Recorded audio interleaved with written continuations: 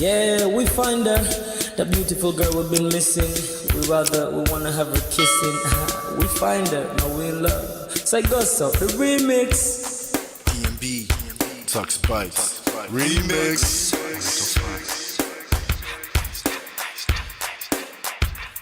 Now if I had to lose you like a bad phone connection, I'd change my game to get a better reception. Sit back, let's start this interaction. Don't fight the feelings, just a chain reaction. Your heart won't give you the wrong instructions. Like my GPS, yes, I got the right direction. We gotta merge together like a road intersection. Last stop is gonna be my love and affection. I ain't like the mother dudes, they wanna call you shorty, but I'ma call you a beautiful girl. I took your picture home, my mama saw it, she's a very, very beautiful girl. I wanna put you in my video, cause you're so beautiful. You're a beautiful girl. So when you hear us on your radio, turn up your stereo. It's beautiful girl. Gotta find a shorty, what's worth of a lady. It's nice but maybe doesn't look like 40. It's taking a little time. I wasn't seeing no signs, any traces of my baby. Who's gonna be my baby? But I thought I'm gonna take my time. Within it took a long fine eye. I saw a shorty passing by. She's got this very pretty smile. It was right at the bus station. I tried to make a conversation, holding her arms, feeling so tough. I felt the sensation. It's been a while that I've been trying to find a beautiful girl. Now I realize I found me a beautiful girl. She's a model, she's so fine. I just wanna take it by. Beautiful girl. Sparkling eyes are killing time. I found me a beautiful girl. My wish came true when I saw you, girl. God must have blessed me with your beauty, girl. Looking so right from your head to your toe. Shaped like a Coke bottle with a smile of a queen. My queen to be, you my destiny.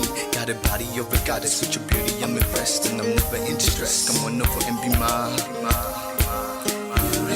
Been searching for a man and now all the cats keep looking to mine. With a sexy walk and a sexy talk.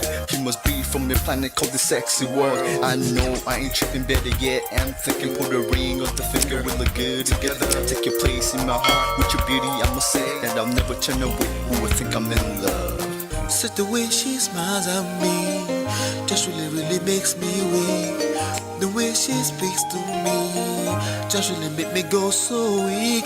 Keep staring in her eyebrows. All I kept on saying is wow. Your beauty shines and breeze at night. All I really want in my life. Oh yeah.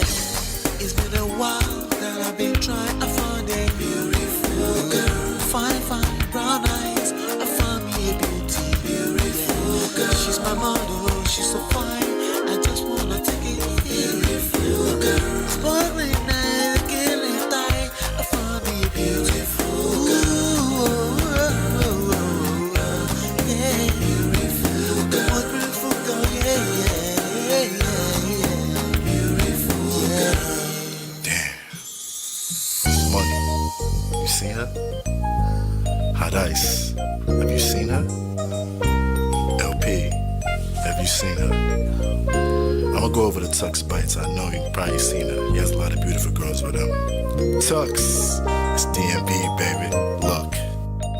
Beautiful. I look for a while, but I can't seem to find a beautiful girl so I can make her mine. Time after time I've been searching for a while, but every girl I meet never seems worthwhile. What can I do? I pray to God for an answer. I feel pains in my heart like cancer, and when I find her, I'm gonna romance her. Lace up with presents and gifts, call me Santa Claus. I make a heartbeat pause. That's my girl, homeboy, not yours. The girl of my dreams, she's more than I ever thought. Show me ass and culture, I think I'm getting punked. She's what I really want, so I'ma go get her. Since I'm a go getter, you know I'm gon' get her. And I will give her the world, anything for my beautiful girl. Psych. Ooh, it's been a while that I've been trying to find a beautiful girl. Fine brown eyes. I found me a beautiful girl. She's my model, she's so fine. I just wanna take it. Beautiful girl. Sparkling night, killing time.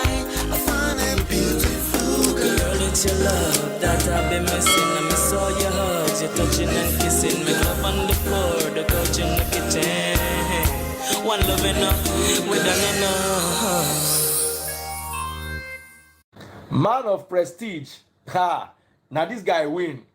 Now you win. Now you win today. Now you win. Now you win. I agree. Man of prestige. Now man you be. I'm sure some people will be jealous now the way I talk about Ola. But I have learned a lot from him. That's why I keep telling you to follow him. If you don't follow Man of Prestige, now you know.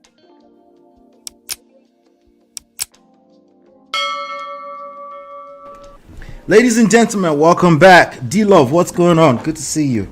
How's everybody doing? Welcome. Hit that like button as you're coming in. Hit that like button. Go ahead and help me share the live stream. All right, what's going on? Today is Thursday, the 11th of January, 2024. Welcome back. Welcome back. I hope you guys are doing well. Welcome back. Welcome back. Shout out to my sponsors, More Fresh, Richie, Life with Natu, Film Girl. Hold on. Film Girl, yes. Show Mama, Gores Corner, D-Love, Yes TV, brand new Yes TV. You can join our sponsors by simply hitting the hitting the join button, okay? You can join our supporters by hitting the like button as well. Hit that like button as you're coming in. I appreciate you as you do so. You can also sponsor this show for as low as 99 cents. Right now we're up to, let me see here. Right now we're up to $185.20. That's up from $164.99 from last show. The goal this month is $300. Okay, so we're very close. Thank you so much for all your support as usual. Like I said, hit that like button, share and subscribe. Welcome back. Let's share. Natu, how you doing? How you doing? Hope you're doing well. Hit that like button, share, subscribe. Let's bring everybody else into the room. We have a big show today. We have a big show today. In fact, I was just watching a video just before I came on. I'm like, wow, this was not part of the program, but I have to find a way to squeeze it in. I don't know what I'm going to do yet, but we'll see. But yes, today we have quite a bit of, we have some things to cover, okay? And, but just so you know, you can download the books for free. I prefer that you purchase them, but you have the option of, if you're completely dry out and you don't have any money, you can download the books for free at whatchamacallit. You can download them for free at hold on one second, let me see here. Yeah, you can download the book for free at number1redflag.com. number1redflag.com is where you want to go and download the book. All right, now, well, once you finish downloading the book, there is an option to book a one-time complimentary discovery consultation counseling session. So if you want to do that, it's about 30 minutes, you know. You can check that out also. Same place, number1redflag.com. All right. And my name is Ola. I don't know if I said that yet. I don't think so. My name is Ola. And basically we talk about relationships here. We use trendy topics to extract relationship lessons from a self-power, social seduction, attraction, and emotional intelligence standpoint. That's what we do here. We're doing well, you know. I'm very proud of the work we've done in the last 2 years, since October 2021. I'm very proud of the work we've done. Now, before this platform, my wife and I started another platform called Ola, and Ola is also here on YouTube. So every now and then we also drop some stuff there, you know. So you might want to check that out. It's also linked on the homepage of the YouTube channel. We're also on Facebook, just so you know, so you can check us out on Facebook. I'm also dropping shorts. I'm dropping a lot of content. All right, so one thing I can count on you, hopefully, to help me do is to share all those content as you see them. Okay, but like I said, hit that like button, share, subscribe, turn up your notifications so you are notified when we go live. Chinye has arrived. Welcome, Chinye. How are you doing? let's ping everyone else into the room. Hit that like button as you're coming in. All right, today we do have a big show. Okay, we do have a big show, so I'm just gonna spend let me see, I think I should get right into it because we don't have that much time, you know. So without any further ado, let's get started. I will be right back. Girl, it's your love that I've been missing. I miss all your hugs, your touching and kissing. Me love on the floor, the couch in the kitchen. One love enough, we done enough.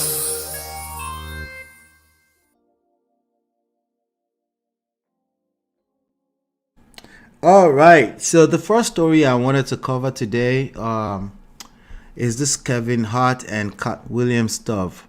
How many people have seen the trending news on? Do you know who Kevin Hart is? You guys do, right? Kevin Hart, Katt Williams. Katt Williams went madding over madding on everybody else. Steve Harvey, Kevin Hart, Kanye West, Kim Kardashian. Who else? Everybody. He just went crazy on everybody, you know. A few days ago, I had meant to cover it, but you know, priority is Nigeria news and stuff like that. So, but I had meant to cover it, but I didn't really get a chance to cover it. But he went crazy on everybody. You know, Kevin Hart is that guy that if he's going to be in the room, you have to be like, it's around, you know. But he went in on everybody, you know. Told a story on Shannon Sharpe. Shannon Sharpe, who is an ex-NFL player, he has a platform called the Shay Club on YouTube, and he went mad, you know. He just started telling on everybody, dragged Diddy, dragged everybody. Okay, so if you recall yesterday, I was talking about like this is a new era. Everybody's a journalist, like literally everyone. You know, a lot of journalists. I told my uncle, the chief, the I chief, who will run Sharp Edge News together. Who you can also follow Sharp Edge News from the homepage of the channel. I told him a long time ago. I said, because it's a journalist and they take pride in what they do, right? They love what they do, and the last thing they want is for anybody to, you know, to mess it up, you know, or to come and act like they are the new journalist. They like my uncle about maybe up to about 7 years ago, he couldn't stand the idea of a Linda EKG. So at that time, Linda EKG was doing short news story headlines on her platform, right? Even before she even went obsolete and the Instablog Nigeria people took over, right? And then she had to find a way to Instablog, to Instagram. You know, there's nothing in life that remains the same. Everything, you know. Listen, Katt Williams went in on everybody. He went in on. Let me see if you guys might not know who Katt Williams is. Let me pull this picture to the stage. Sorry about that. I'm not gonna assume that everybody knows who this person is. He's a 52-year-old American comedian. Just in case you're wondering, who the hell is Katt Williams? This guy right here. This guy. Now, I'm a fan of Katt Williams. I can, you know, just as much as I'm a fan of Kevin Hart, I can watch their show, their stand-up, and I can laugh, you know. Generally, I love black comedians, you know. So I used to watch Comedy View a lot back in the late 90s, early 2000s. So I've kind of known a lot of them for a long time. A lot of those characters, including African Kings of Comedy, this guy, Michael Blackson. All right. He dragged Michael Blackson too. He dragged him too. He dragged everybody. All right. Now, Katt Williams, as Ichinye said, dude is smart. He's going to make mad money when he does his new special. Yeah, he's very good at what he does. Even if you listen to his stand-up comedy, he's a very, very smart person. All right. Wise, I'm not sure. I'm not sure how far we'll go with Wise, you know.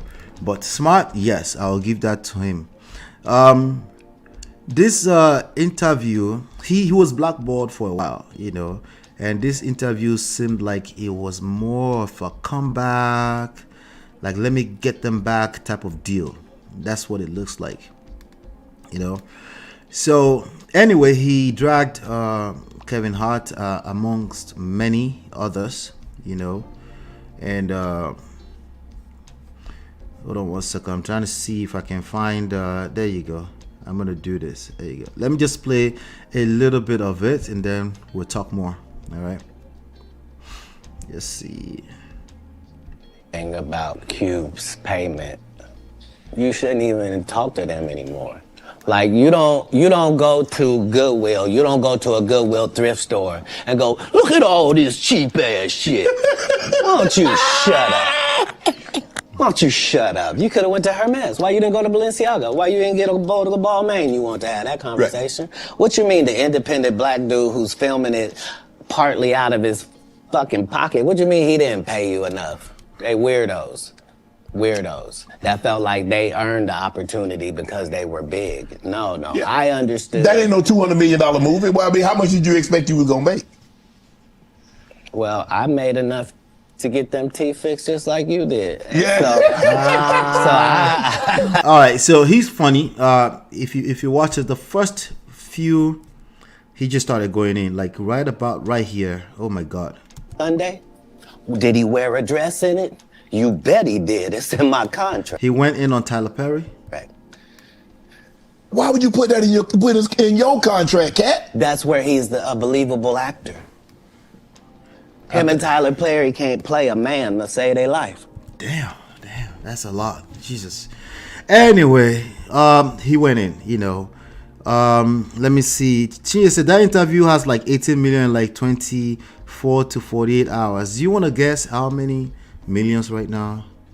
All right, it's 43 million views in 8 days. All right, so there you have it. And I think Shannon actually said he got about, just from this one video, about 500,000 additional subscribers. Now, why am I talking about him today? Let me first of all review some of the things that he said. Okay, there's an article here on thesun.com that says what did KATT what did he say, right? So I'm going to read this. It says an explosive interview with Katt Williams have gone viral since its release, gaining over 42 million views in just a week's time. The comedian caused an uproar after his candid conversation on Club Shay Shay, not Shay Shay Club, Club Shay Shay show on YouTube with Shannon Sharpe. What did Katt Williams say? On January 3rd, 2024, my father's birthday, during his appearance at the podcast, Katt Williams called out multiple high-profile comedians. He also claimed that in his first movie role, Friday After Next, he suggested to the writers to remove a grape scene from the script. The truth of the matter is the money mic in the original script gets graped in the bathroom, and that I'm stammering because I don't want these people to pick it up. And that's what Ricky Smiley was okay with.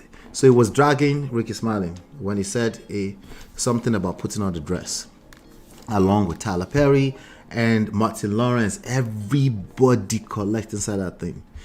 The problem with Friday After Next is we're trying to make a classic comedy, and this comedy involves a grape fruit scene, and that's never funny. So no matter what it happens to, who it happens to, or what the circumstances are, so that kind of statement is one of the reasons why I call him a very, very smart person, okay, or intelligent person, actually, probably more so, right?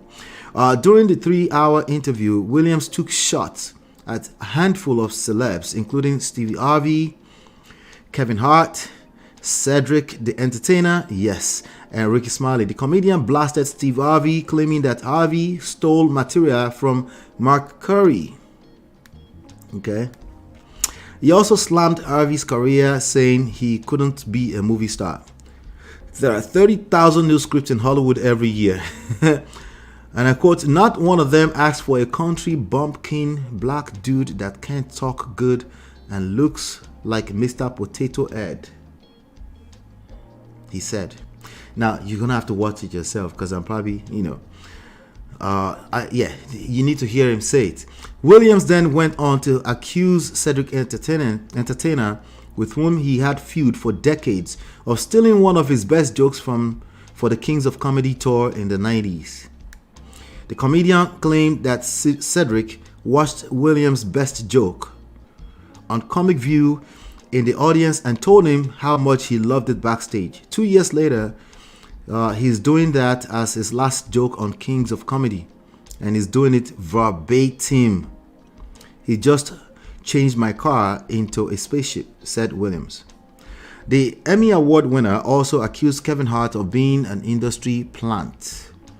In 15 years of Hollywood, no one in Hollywood has a memory of going to a sold-out Kevin Hart show. I doubt that, but on there being a lineup for him and him ever getting a standing ovation at any comedy club. He already had his deals when he got here. I'd heard of a comedian who come to LA, and in his first year in LA had his first sitcom on network television, or had his own movie he was leading called Soul Plane. How many people watch Soul Plane? Don't cap. You did watch Soul Plane. Williams addressed his viral back and forth with Wanda Smith on the radio. Oh yeah. All right. So that Wanda Smith back and forth. Damn. Yeah, I don't know. Like, you guys, I have to play that for you. I have to play that for you. Oh my God. Let's see. Let me see if I can play that for you really quickly. Oh no, not this guy. Okay, I try to see if I can play. Yeah, it's long, but let me see if I can. Okay, I'll just play just a little bit of it. How's that? Okay, I'll play a little bit of it. With enough glitter for the 4th of July 2020. That's right, kissable lips. So, okay, so what do you cook, Kat? All right, so the thing is, with 7, you become a good cook just because you got too many different opinions. Like 4 of these is daughters, so I got a daughter that only eats vegetables, and then I got a daughter that only eat meat, and I got a daughter that doesn't do dairy. Wow. You know what I'm saying? Yeah, so you're cooking. You're cooking for whoever is 4 out of 5, right? Yeah. And then you're making the adjustments from there. So you might make lasagna, but you understand that only 4 or 5 people out of 8 are going lasagna. So then you have to do a vegetarian lasagna just so that you can cut the difference. Whatever. I cook. I do it. All right, this part. They can be. Wanda knows she I'm what? She didn't do as much cooking in the latter years as she did in the beginning. Whatever. I cook. I do it all. I didn't say that you Well, didn't. that's right. I did it in the beginning and the middle and the end. What's your favorite thing to cook? Your boys say, yeah.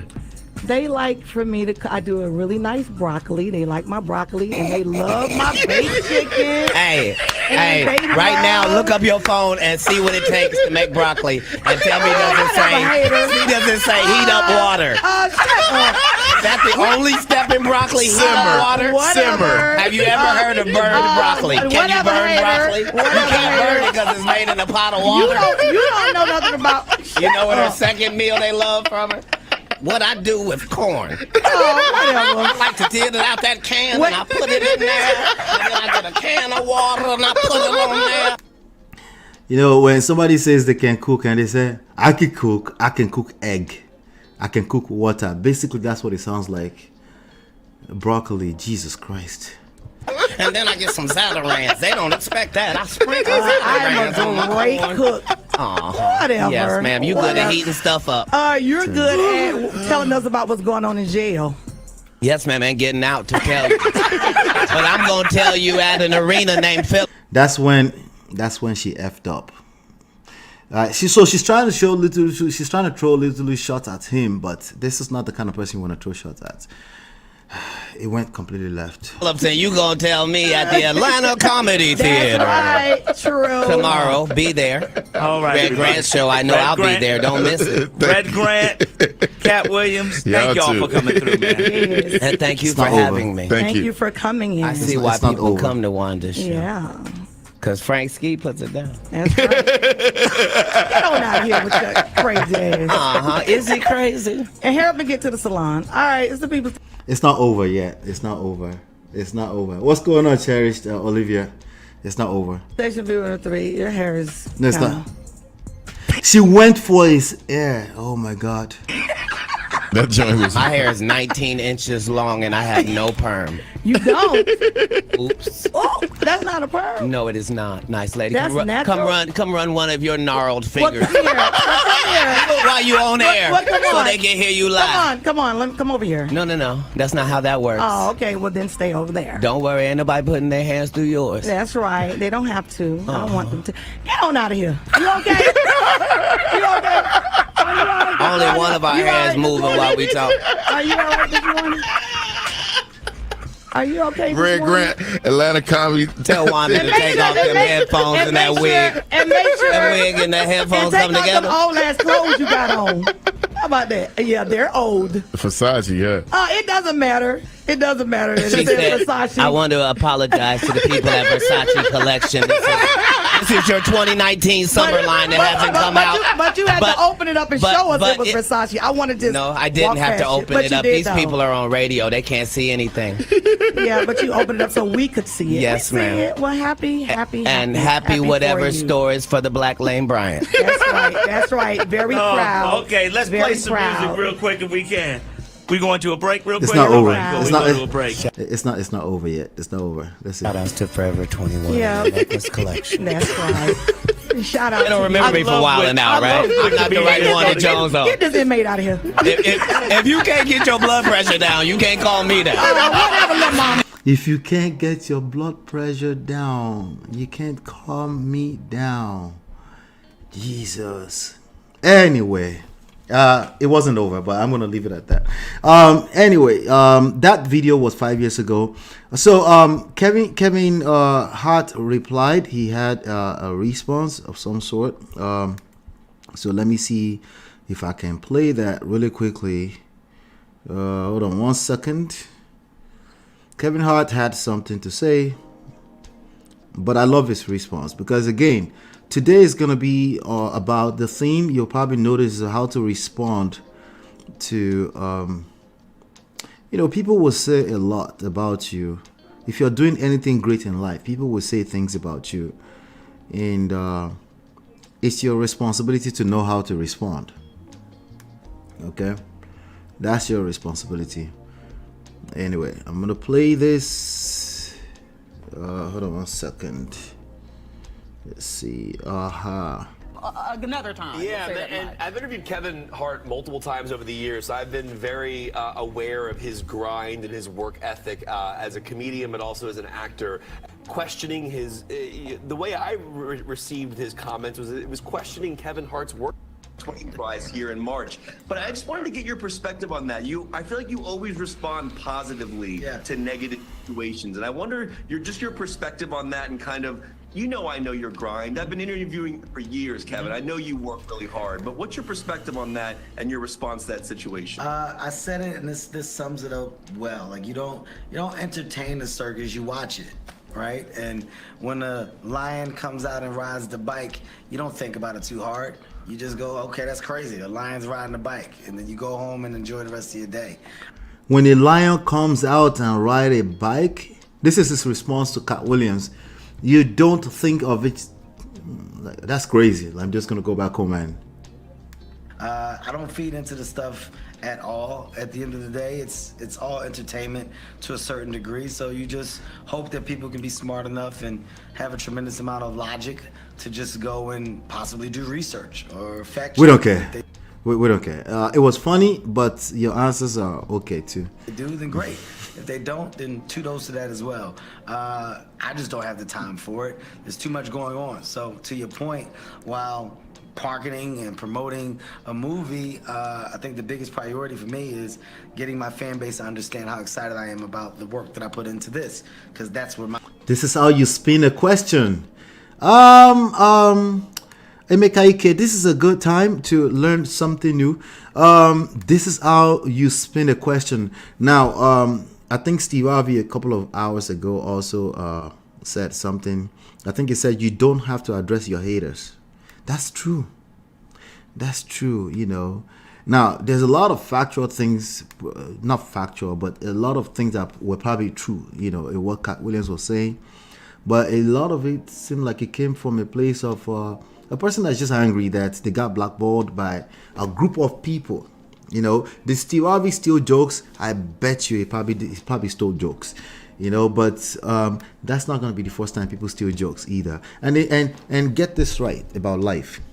It won't be the first time that people steal stuff and they go ahead and make the best and make great things about it. I keep telling you, stop thinking about life as this Hollywood, Nollywood movie where happily ever after, you know, the enemy got and then the winner, the actor, finally won and they made up with their girl for life. Stop thinking about life that way. You need to learn beyond what you see in those movies, the game of life. Okay? He said, God is about to do something and the devil is throwing in opposition. He stated before addressing someone who is really attacking me right now. I got somebody really attacking me right now. I mean, really going after me, man. I'm just waiting to see what God's going to do because they're going to have to get on. Can't nobody stop what God got for you. All right. So there's another video by Godfrey that I think I might be able to play for you guys that I thought was hella funny. This guy Godfrey, he did like an impression of Steve Harvey on how Steve Harvey would respond. Okay, T is already saying it. Please play Godfrey's impersonation. All right, we're gonna do it. Yeah, Steve Harvey here. Yeah, you thought I was gonna run, huh? Y'all wondering where's Steve Harvey? I know people been waiting on my response to what Katt Williams done said on Club Shay Shay. I was on Club Shay Shay before Katt Williams. See, the reason why it took so long, I had to pray to God to give me the strength not to get mad. God talked to me every day, every damn day. I've been in this business a long time, boy. See, you done messed up with the wrong one. See, you just sitting there talking that bullshit to Shannon Sharp, talking about I couldn't be a movie star. I guess you didn't see you got served. Yeah, that there was acting, huh? Then you gonna say I took Mark Curry's jokes and stole his show. Boy, boy, you got the nerve to call me Mr. Potato Head, calling my ass Mr. Potato Head. Yeah. Woo! That was a good one. I ain't gonna lie. That was a good one. But I digress. So what? I wore a wig, huh? People asking, why did you wear a wig? Where and when did you get the wig? Whatever. But your ass thought that shit was real. Everybody thought my shit was tight. They thought it was a real hairline, huh? Steve Harvey here. Yeah. You thought I was gonna run, huh? Y'all wondering where's Steve Harvey? I know people been waiting on my response to what Katt Williams done said on Club Shay Shay. I was on Club Shay Shay before Katt Williams. See, the reason why it took so long, I had to pray to God to give me the strength not to get mad. God talked to me every day, every damn day. That's funny. That was funny. That is funny. That is mad hella funny. It sounds so much like Steve Harvey. It's crazy. There's something else I wanted to... Now, they're talking about the dress wearing thing. I want to know your opinions about this dress wearing thing. Is it really a big deal? To you, is it a big deal? Because one of the shots that Katt Williams was throwing at them is that, you know, this dress wearing thing, if they don't wear dresses, the way that they sell their soul. And let me play this. Yeah, so while I'm talking, you guys can watch that. That is one of the ways that they sell their soul in Hollywood, putting themselves in dresses and stuff like that. So it might be deeper than I can relate, I don't know, but I would like to know your opinion. Is this really a big deal, particularly for the black man? Should black men refrain away completely from the idea of wearing dresses in order to blow, in order to become a superstar? We've seen Eddie Murphy done it. We've seen obviously this is that was the Wayans brothers. They did it in the white. That's Tyler Perry. That's Eddie Murphy. That's who is this person? I guess, yeah, this is Ricky Smiley right here. You know, so I see it as they're playing clown. This was I forgot the name of this guy, Eddie Murphy's friend. Yeah, so is this something that, you know, so they said they're mad at Katt Williams. To me, it sounds like Katt Williams was mad, but maybe I don't know, you know. But I want to say, is this why? Okay, this is more like this is why Katt Williams was mad. Does he have a point? Arsenio Hall, thank you.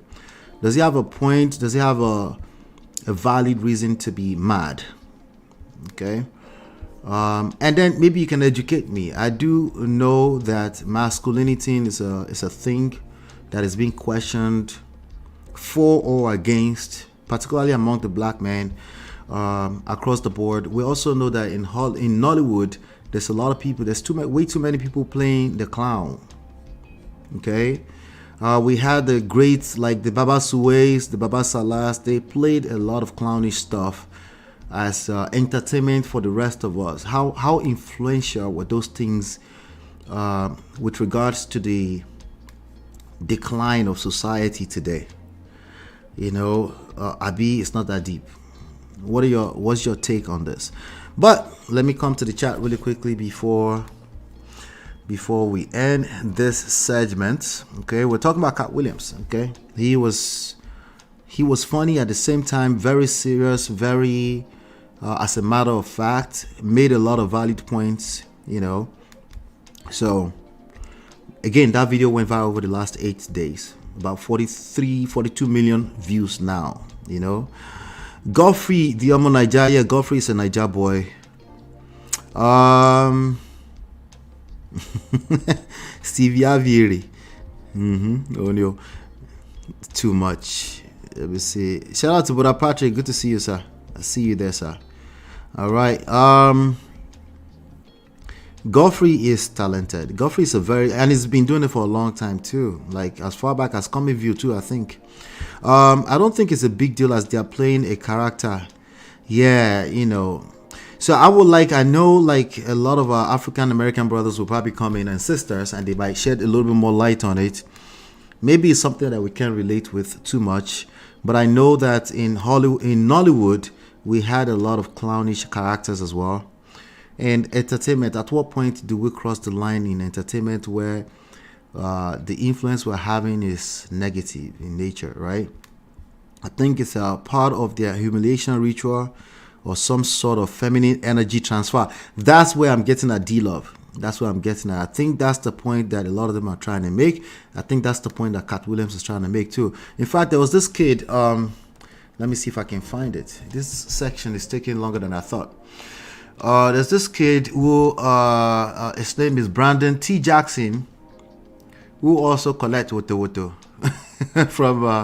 from the same thing. He had some things to say about I found it. Let me do this. Check this out. Play now. All right. I think I played it. Let me refresh. Do I need to refresh? I guess. Let's try that again. You wore the dress at that moment? It was like, wasn't slack from people. Only Katt Williams. Katt Williams was trying to always say, Brandon, don't wear a dress. You know, he called you, or is this? No, he was saying it in the media, so I thought he was heckling me. He was really trying to help me at the time. I didn't know that. I was immature. Right. I feel like, dang, why I'm trying to make it.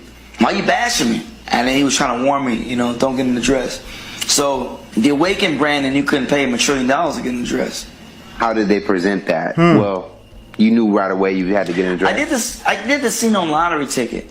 That scene on Lottery Ticket. After that, they were pushing his dress on me. It was something about that scene that touched a lot of people, and I think I was too real. The same thing like to Tupac. When you too real, they start looking at you like, hold on, how'd this slip past us? Who's this guy? You know what I mean?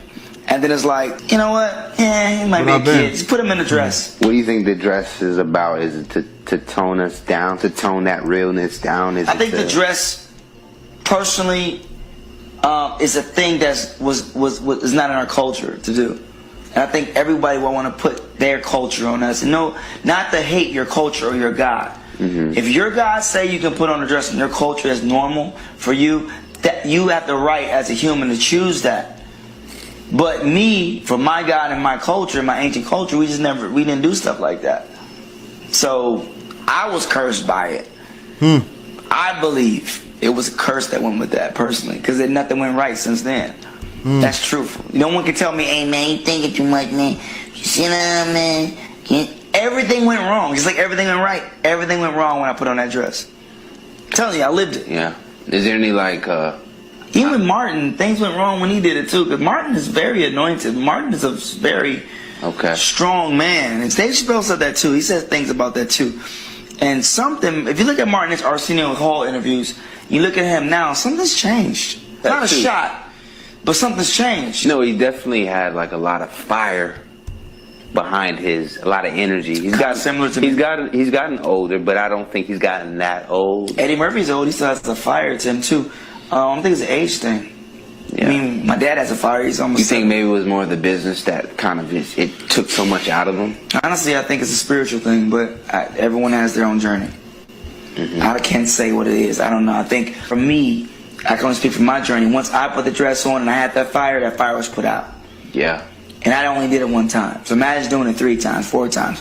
But then Tyler Perry did it. He got stronger. I don't know the rules. You know? All right, so he said, but then Tyler Perry did it and then he got stronger. He doesn't know the rules. I thought he was saying it was the truth. Is he confused or something? Yes, I think I said it multiple times here on this show yesterday. A lot of black men are confused. At best. Confusion. You know, but it's only Tyler Perry. Well, I think my Lawrence is still stronger. You know. So who knows, right? Jamie Foxx is still strong, but they're suggesting that these people have sold their soul. I told you, black people around the world, we're all the same. You know what I'm saying? This is what happened to me. I'm not here to knock another brother because that's their path. Yeah. That's one thing I don't do is knock my brothers because that's their path. But I'm saying my path, when I put on a dress, it came with a demon baby mama and a starter kit for... It came with a demon baby mama. Now we're talking. Can we talk about the real issues, please? Where's the rest of the story? When you put on a dress that came with a demon baby mama, where's the rest of the story? Black men. For hell. That's what happened to me. You haven't seen me since, to be honest. But then I feel stronger though. Would you like warn other stand-up comedians about the dress? Yeah, I had an interview too where I would do it eloquently and say I wouldn't wear the dress if you're chosen. You know, some people can wear the dress, it doesn't affect them, but you know, I don't know. For me, it didn't work. So I wouldn't advise anybody to do it. Just who wants to roll that dice? Yeah, and as you look back on it now, you kind of would never. If I had a time machine, we was with Marty McFly. All right, so there you have it. There again, there's something to the dress. Clearly, Katt Williams is not feeling the dress. You know, a lot of black men are not feeling the dress. Me personally, I'm just having a hard time. Like for example, when they talk long enough, they tell on themselves. Now he's talked about a demon baby mother. Okay, so now can we really talk about that, as opposed to making the dress some kind of, you know, mystery thing? Yeah, like if you think that the reason for you having a demon baby mother was the dress, then it's very hard for you to engage, your power. It's very hard for you to say, hey, maybe there's something I can learn so I don't attract a demon baby mother again. These issues are getting deeper and deeper by the day. By the day. Anyway, I think we should leave it at that because I don't know. Let me come to the chat. Let me see what you guys are saying. Maybe there's more to this. But apparently say, Allah, you're old. You know Baba Salah Aluwe and Papa Lulu. I do. I would say it's not that deep. They are artists, you know. Mario says, not a big deal in Nigeria, cultural difference. I see. The first time the men dressed up as women in Hollywood, it was to mock African women, enslaved women, mommies. Okay, so we're getting somewhere there. Yeah, Braden T. Jackson looks different now. He's much older. He was a baby at the time. And he said he never, like, everything changed for him. You know? Gorex says, Gorex, how you did? Gorex says he's confused. He's going by his personal experience. Yep. All you have to do is wait long enough. They'll tell you, you know. This selling of souls thing that they are always saying recently. Listen, there is selling of souls. Okay? There is selling of souls. It's just that a lot of people that are mostly complaining about it, they usually don't know what they're talking about. Demon baby mama kwa here. I think it's a superstitious belief for him, but he believes it doomed him. But if it doomed him, what happened to the rest of the millions of other upcoming artists that only had 1 shot, 2 shots, and then it's over for them? There's so many of them, right? Is it all the same thing? I'm just asking. Is Rev Dress think that deep? Is Rev Dress think that deep? Is it that deep? It is that deep. I'm seeing those conversations everywhere because that's one of the major takeaway. In fact, I was trying to see if I can find a particular video with Steve Harvey talking about he would take $18 million for a dress or something like that. Try to see if I can see that because that's one of the videos that people are talking about and they're using it to drag him like he was part of the people allegedly that sold his soul to Hollywood. Now I'm seeing all kind of craziness with Steve Harvey. Jesus Christ. Oh Lord, I don't think I'm going to find that today. All right, so anyway, he's been dragged for that, but Steve Harvey always get dragged. I'm sure he's used to it. How do you respond to when people drag you? I think Kevin Hart was a good example of how to respond when people try to drag you. And we're going to talk more about that when we talk about TONTO DIKEH in a second too. Without any further ado, I think we should move on forward. He's being superstitious. Yes, that is a thing. Toby says black comedians explored lots of stereotypes around black women. There was a lot of caricaturing of black women in black comedy. It could have been just for artistic content or something much deeper. Yeah, they're all suggesting it's something deeper, and I'm waiting for some of them to tell me in the comments later on when they see this. For sure, in Hollywood and entertainment industry, there's selling of soul, of course. Ben says there's nothing funny. Brother Ben, I'm sorry, so sorry. Brother Ben says there's nothing funny about a man wearing a dress. Tell me which of the movies you've seen that you didn't find funny. I'm wondering. Because the market is saying otherwise, unfortunately, and we have to listen to the market. Okay? We have to listen. Well, if you have money to make, you have to pay attention to the market. The market disagrees. I personally don't disagree. For me, wearing a dress, but I can understand why it's like here for me. I am not an artist. I'm not a comedian, right? So I can't make. For me, I have a hard time casting a wide statement and say, hey, it's just wrong. Like, I'm not in their world, so I can't really determine that, you know. But of course, Chinye is already disagreeing. She said it's freaking hilarious. This is wrong. I think we should keep it moving at this point. All right. So that's a question for everybody that can relate. If you know the story, the history, or anything like that, share in the comment. Let me know what your thoughts are. Is it really that deep? And if you think it's that deep, I'm open. I want to know. I want to learn why you think it's that deep that a man should not wear a dress. Outside of the fact that I don't find it funny, but a brand doesn't find it funny. The marketplace says it's funny. Outside of that, what are the other deeper reasons why men, black men in particular, should not wear dress? I'll be waiting to see your comment. I'll be right back. Girl, it's your love that I've been missing. I miss all your hugs, your touching and kissing. Me love on the floor, the couch in the kitchen. One love enough, we done enough.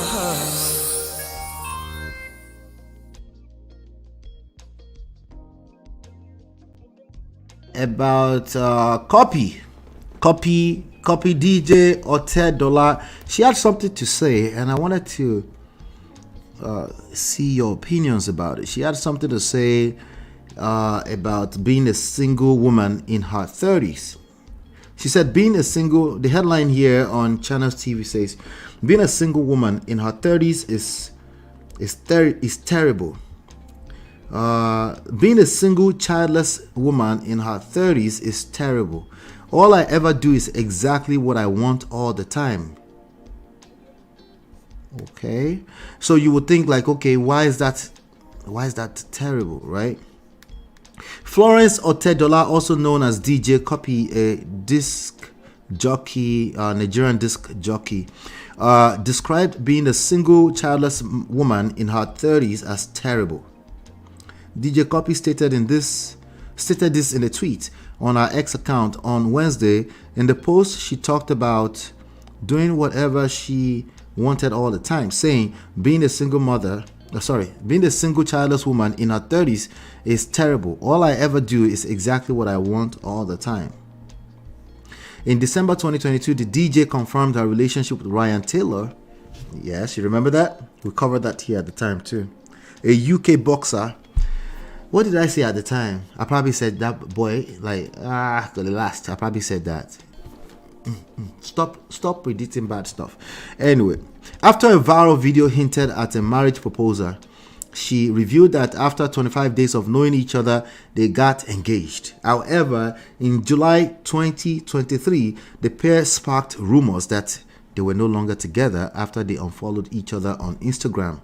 The Oxford alum recently opened up about the failed relationship while talking about the setbacks in her life at an event. All right, that's what she said. Let me see. I think there might be some comments about this on on Instablog Niger. Let's see here. So on Instablog Niger, it says somebody said, some Chris said, I have been saying this. You know, some people can't wait to use this to drag women, right? I've been saying this. A woman's greatest achievement is to get married. Why have you been saying it? Are you trying to convince yourself? Do you not believe in what you're saying? It sounds confused. You sound like confused like a lot of men in this society. With all the money she has, she's depressed. Okay, she's depressed? How, Sweet? Where did she say she was depressed? All right. I guess, again, a lot of men are going to make a lot of assumptions around this. Halfway. Oh, God. Let me see. Robert says, at least we agree on one thing, MOP, that it is not funny. It's not funny to us. It's different from it's not funny. The market says it's funny. To us, it's not funny, you know. I've seen some of those movies. I don't enjoy watching movies like that anymore, but you know, I just I wouldn't just sit around and just watch Big Mamas. I might have done that in my early 20s, maybe my teenage years. I just wouldn't. I did, right? I did. Just terrible. All right. And it's not me that I'm terrible. It's just terrible that a lot of people really can't The discernment thing is just very far from a lot of people, right? They get into these crazy relationships that, to me, just seems kind of obvious. Like, what are you going to do with this, you know? But this person is assuming that with all the money she has, she's depressed. God, please give her a man. Ah, voila. Another person said, even CUPPY will get something to bring to the table. No see man. Ha! This is a woman who said this. Jesus Christ. And then somebody said this sarcasm. This babe is so happy and I love it for her. There's a good chance she's been sarcastic. I do agree that she's being sarcastic, but Betty, sarcastic, why? Stop the cap. Yeah, maybe she's halfway sarcastic, but the reason why she's engaging such conversations is because it's hitting a nerve somewhere. I have to tell you. Somebody said this woman has really been through a lot. I pray she finds genuine love. Yeah, I think she's been sarcastic to a large extent, but I think she's engaging those conversations too. Being married is a blessing. Being single is a blessing too. So whichever way you see yourself, give glory to God. I agree 100% with that. It's basically a matter of what you have, the cards you've been dealt. I say this all the time. If you don't know how to appreciate that, you're not going to get everything else that you want. Okay? If you don't, whatever situation you find yourself, and your situation might be very tough, that is coming off as very insensitive right now, but I don't know your story, so you can't really call me insensitive. But your situation might be very, very tough, right? But if you can still breathe and you wake up in the morning and you have good health, right? Your physical well-being is okay, then there's definitely something you can be grateful about. If you don't know how to be grateful, if you don't know how to lead life with a gratitude mindset, you're not going to get everything else you want. It's just how it works, okay? Yoruba people say, right? There's another saying that I'm searching it for in my brain right now. But that's just the gist. Like, you need to look at where you are and find ways to appreciate where you are. So if we're talking about your relationship status, there's something about your relationship status that you need to appreciate. And I'm not talking about calling a failed marriage graduation. That's not what I'm talking about. Okay? I'm talking about internally, without having to convince the rest of us. Internally, you need to find something you can appreciate about your present relationship status. And if you want something else, the first step is to appreciate where you are. Okay? So I agree with that person saying being married is a blessing. Being single is a blessing too. So whichever way you see yourself, give glory to God. If we're talking about purely mental, emotional issues, right? And nothing that's making you feel abusive, you're just feeling like something is not enough. You're not feeling it fulfillment, right? If you're feeling that way, you can feel that way as a single person. You can also feel that way as a married person. Hey, cool mama, how you doing? Okay? You can also see yourself that way. Either you're married or you're single, right? But that mindset right now, you want to check it. You want to say, hey, you're probably focused on everything that's wrong, which everybody has something that's wrong in their life, right? And you're probably comparing yourself to other people. You're seeing the grass is greener on the other side. It's probably because somebody else is watering it. You have to learn how to water your own grass, okay? The grass is always going to seem greener on the other side when you're in a place where you're not feeling fulfilled. I get it. We've all been there, you know? But I'm telling you, in life, in general, in business and relationships, if you don't, like, even with the algorithms, if you don't know how to appreciate what is, you will just shalaye tired and you won't get anywhere, you know, and you'll be missing out on time. Someone say, Nigerians don't understand sarcasm again. Yeah, it's sarcastic, but there's some truth in that sarcasm. So sorry. I'm sorry.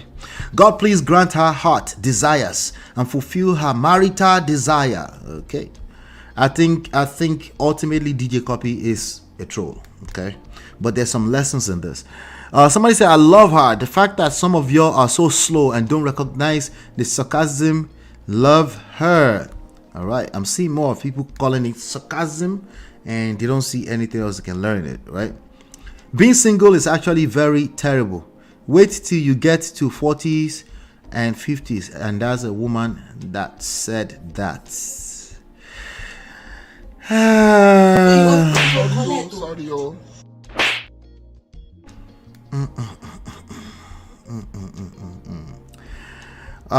What can we do with that statement? Do you think that statement is useful for someone? What do you think?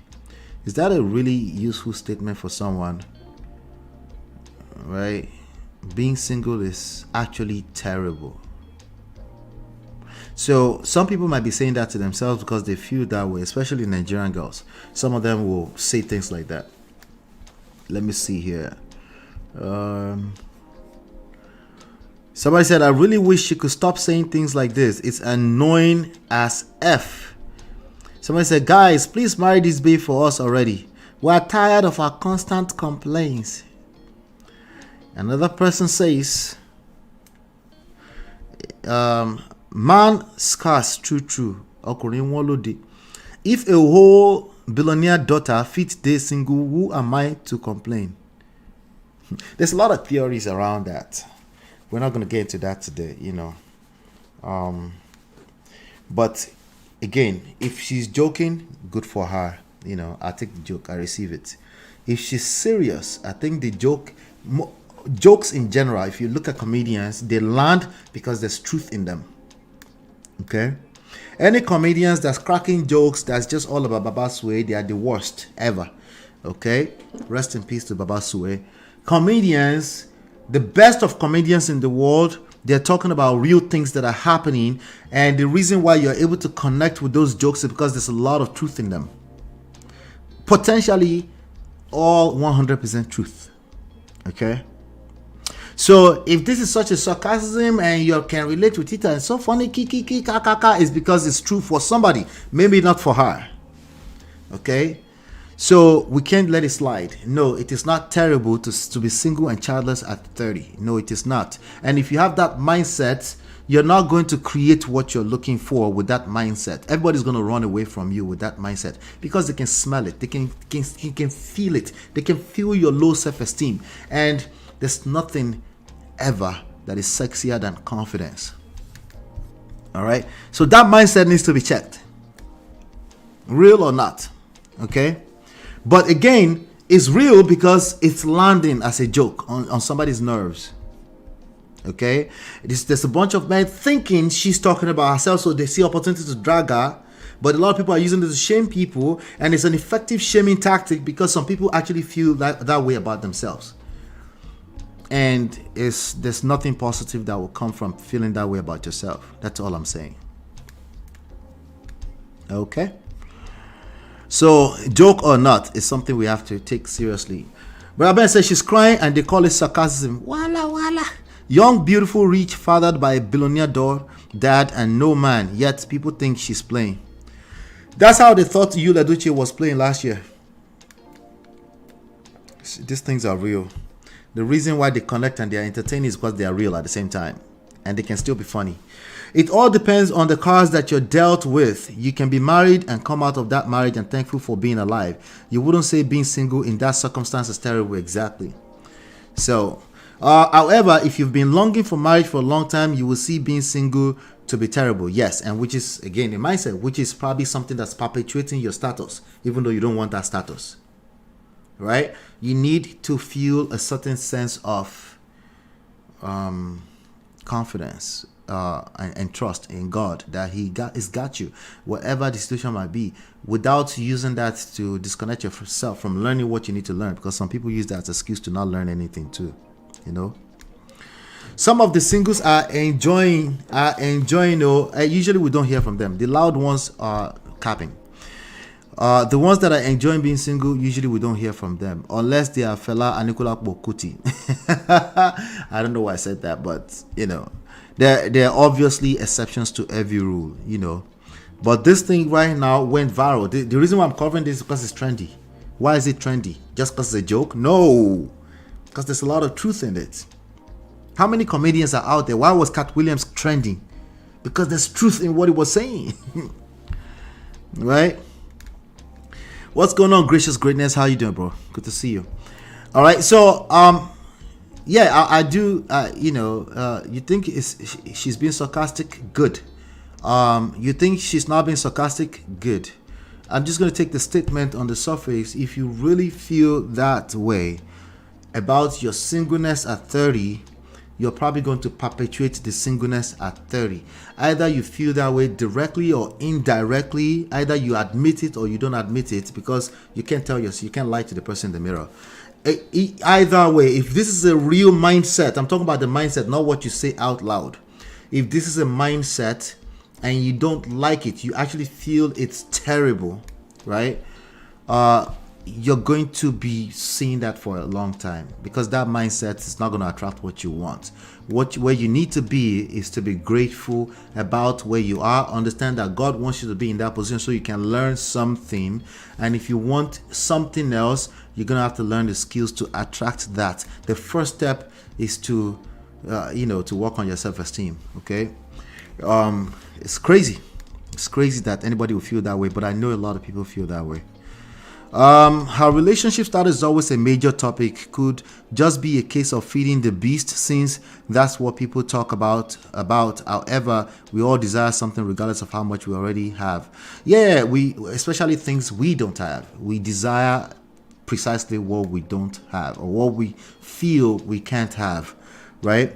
In terms of feeding the beast, that means the beast, a lot of them feels this way. And those are the people I'm talking to about this topic, and not DJ CUPPY. I think DJ CUPPY, for the most part, is a troll, personally. Anyway, yes, but what are your take on this? I would like to see what your take is on this in the comment area and later on. If for those of you that are watching replay, I would like to see your comment on this. And right about now, let me see. I think we have a couple more things to talk about. Yeah, maybe 2 things, okay? Because I want to make sure we're on time. I will be right back. It's your love that I've been missing. I miss all your hugs, your touching and kissing. Me love on the floor, the couch in the kitchen. One love enough, we done enough.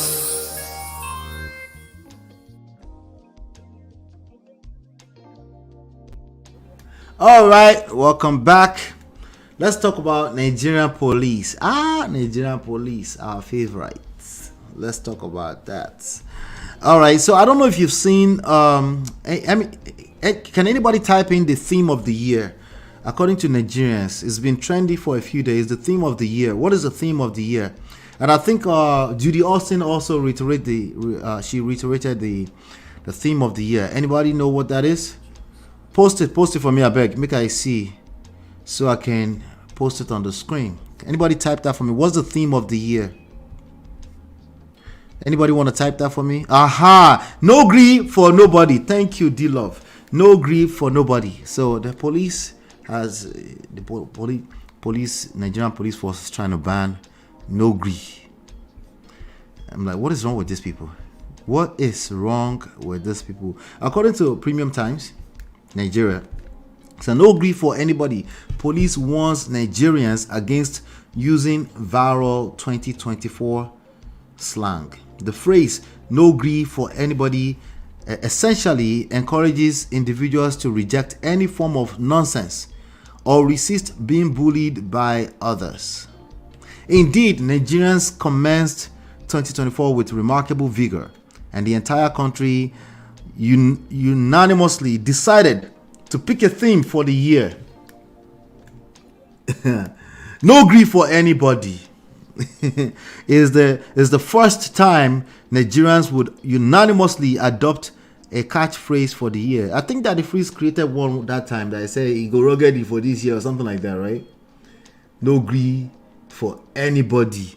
Anyway, what originated as a trend on social media swiftly evolved into a ubiquitous mantra on the lips of nearly every Nigerian. The phrase "no grief for anybody" essentially, okay, for those of you that don't understand Pidgin English, it means do not agree with anybody. Okay, it's Pidgin English. No grief for anybody. The phrase "no grief for anybody" essentially encourages individuals to reject any form of nonsense and resist being bullied by others. Despite the widespread adoption of this trend, the Nigerian police have issued a warning on the supposed theme of 2024. During the press briefing on Tuesday in Abuja, Muyiwa Adejobi, hold on one second, let me see if I can actually find this video. So Muyiwa Adejobi, let me see, hold on. Yeah, Muyiwa Adejobi, the Nigerian Police Force spokesperson, said intelligence reports show that the catchphrase is capable of plunging the country into a crisis of monumental proportions. That's the police are doing their job. They're doing their job. All right. Mr. Adejobi said, although the catchphrase is being seen as normal talk, those in the security community view it as a dangerous slogan. He said, and let me say again on this note that this new slogan, which is no grief for anybody, we have been informed from our intelligence unit that this slogan is coming from a revolutionary sector that will likely cause problems for the country. No grief for anybody has been seen as normal talk, but in the security business and the security community, we have seen it a very dangerous slogan that can trigger crisis.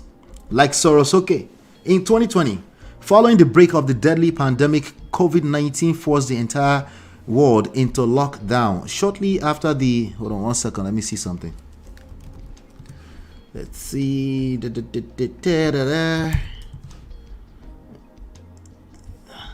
Ha. Wala. He. Hold on one second. Okay. All right. So, shortly after the lockdown in October 2020, Nigerian youth stormed the street in a first of its kind mass protest against police brutality. What had started as a rally soon became a nationwide revolution as several states took turns to organize the End SARS protest. All right, you notice that they are also referencing the End SARS protest in a negative light. There's a negative connotation around it, which is quite disrespectful to the general populace. During the End SARS, a slogan emerged, Sorosoke. The word Sorosoke is a Yoruba phrase which translates to speak louder. Okay. However, the protest was short-lived after the alleged Lekki toll gate shooting on 28th of October 2020, which has remained a controversy to date. Like the Sorosoke slogan, which became a social media buzz, no grief for anybody, has also gained similar and even wider prominence across social media, even in everyday lifestyle. This perhaps is the concern of the police. All right. So, Jesus Christ, these people. Let me see if I can play the video for you really quickly. Our young ones is no degree for anybody. We have been informed from our intelligence that this slogan is coming from a revolutionary sector that may likely cause problem across the country. No degree for anybody is being seen as just a normal talk, but in security business, in security community, we have seen it as a very, very dangerous slogan that can trigger crisis. Don't forget, in as much as you are entitled to enjoy your fundamental human rights, no fundamental human right is absolute. No degree for anybody will not work when security operatives want to apprehend you for committing an offense. Once you have committed an offense, security operatives will come, apprehend you, and cause you to face the wrath of the law. Don't say no degree for everybody. You no go work when you commit offense. A no go agree when you commit offense. That's the context. That's what they're trying to say. They're saying if you commit something and they're just warning you ahead of time. They're not saying you shouldn't say no grief for anybody, but if you commit something, you will get picked up and you will be you have to answer to the law for it. Okay, I think that's fair, but I still think referencing Sorosoke in this light is disrespectful to the public, But Nigeria police just do their own thing. They probably don't care. It's because they're jobless. That's exactly what I'm thinking. The first thought that comes to my mind was like, wait, don't you need context to accuse somebody of saying no gree for anybody? You need context. Even Sorosoke, you can't accuse me for saying speak louder, right? No, but we know what it means there, but it still means what it means, right? So context will matter, right? Yeah. No grief for anybody. I think, but I do think no grief for anybody. Let me see. I think there was a video I would have loved to play for you. Anyway, I don't have it. Yeah, let's see here. Crisis care. Yeah, I guess they're doing their intelligence job. They are afraid of another Sorosuke. Yep, precisely. These police people don't get work. That's that's obvious now. Here come the linguistic police. This means that they have no job and don't know their job. Yeah, you have to I wouldn't, like, that's the mindset in that society. I wouldn't jump ahead of the curve and just start accusing people willy-nilly before it actually happens. It's a lot of people do this in their personal life. They just assume. They might have good reasons to make assumptions, but it's always not wise. It's always unwise to make assumptions, you know. So we got to be careful with that. Speaking of assumptions, there's one little short story I want to cover before I go into the Tonto Dikeh stuff. There's one little story I should cover because I just saw a fresh comment on that as well. With that being said, I will be right back. Girl, it's your love that I've been missing. I miss all your hugs, your touching and kissing. Me love on the floor, the couch in the kitchen. One love enough, we done enough.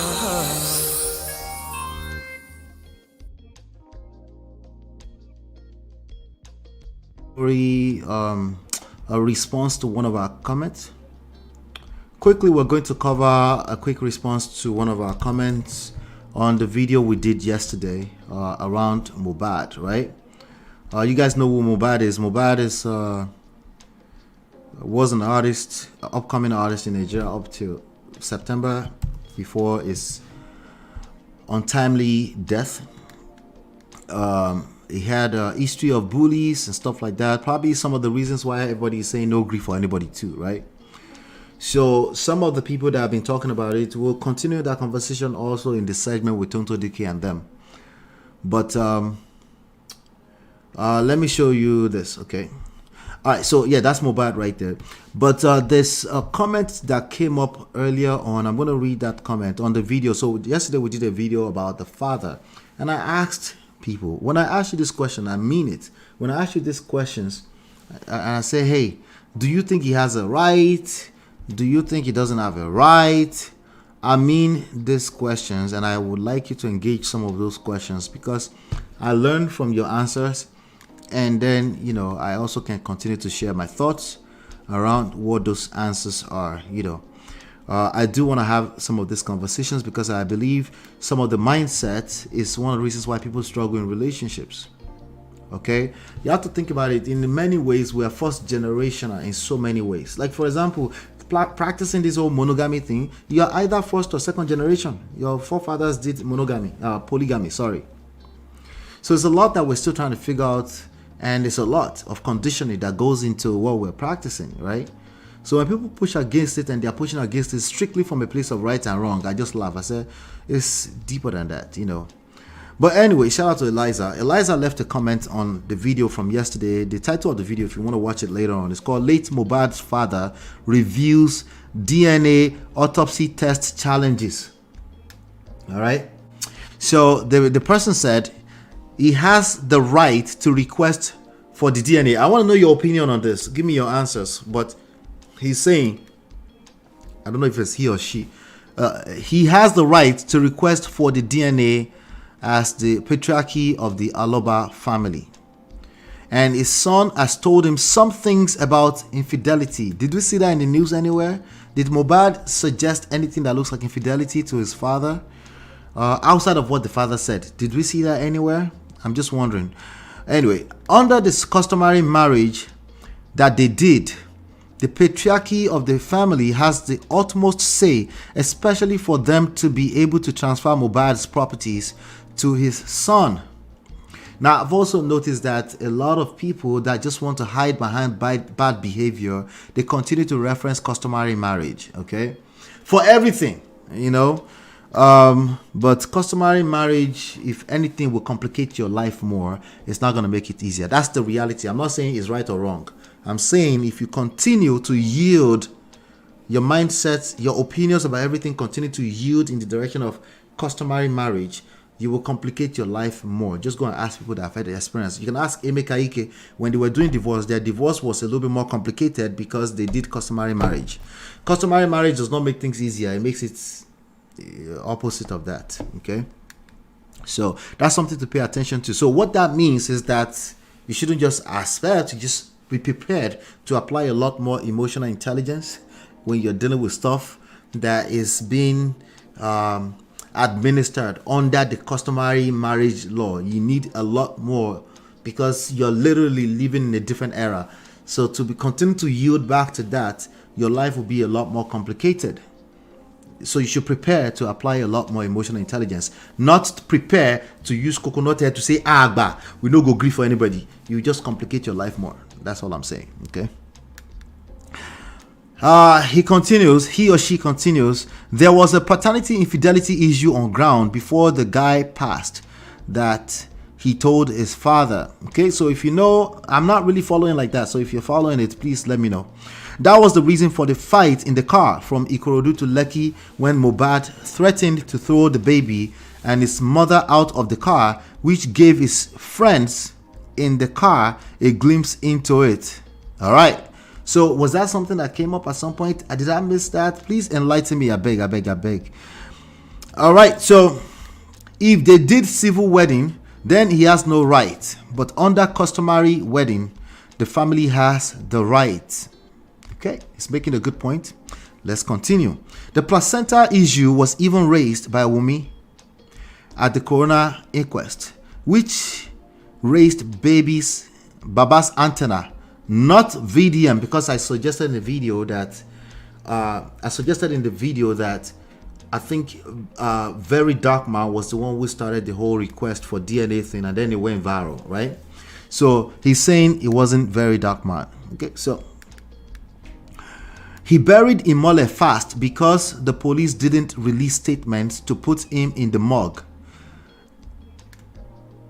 That part, I'm going to take a wild guess that's cap. Okay.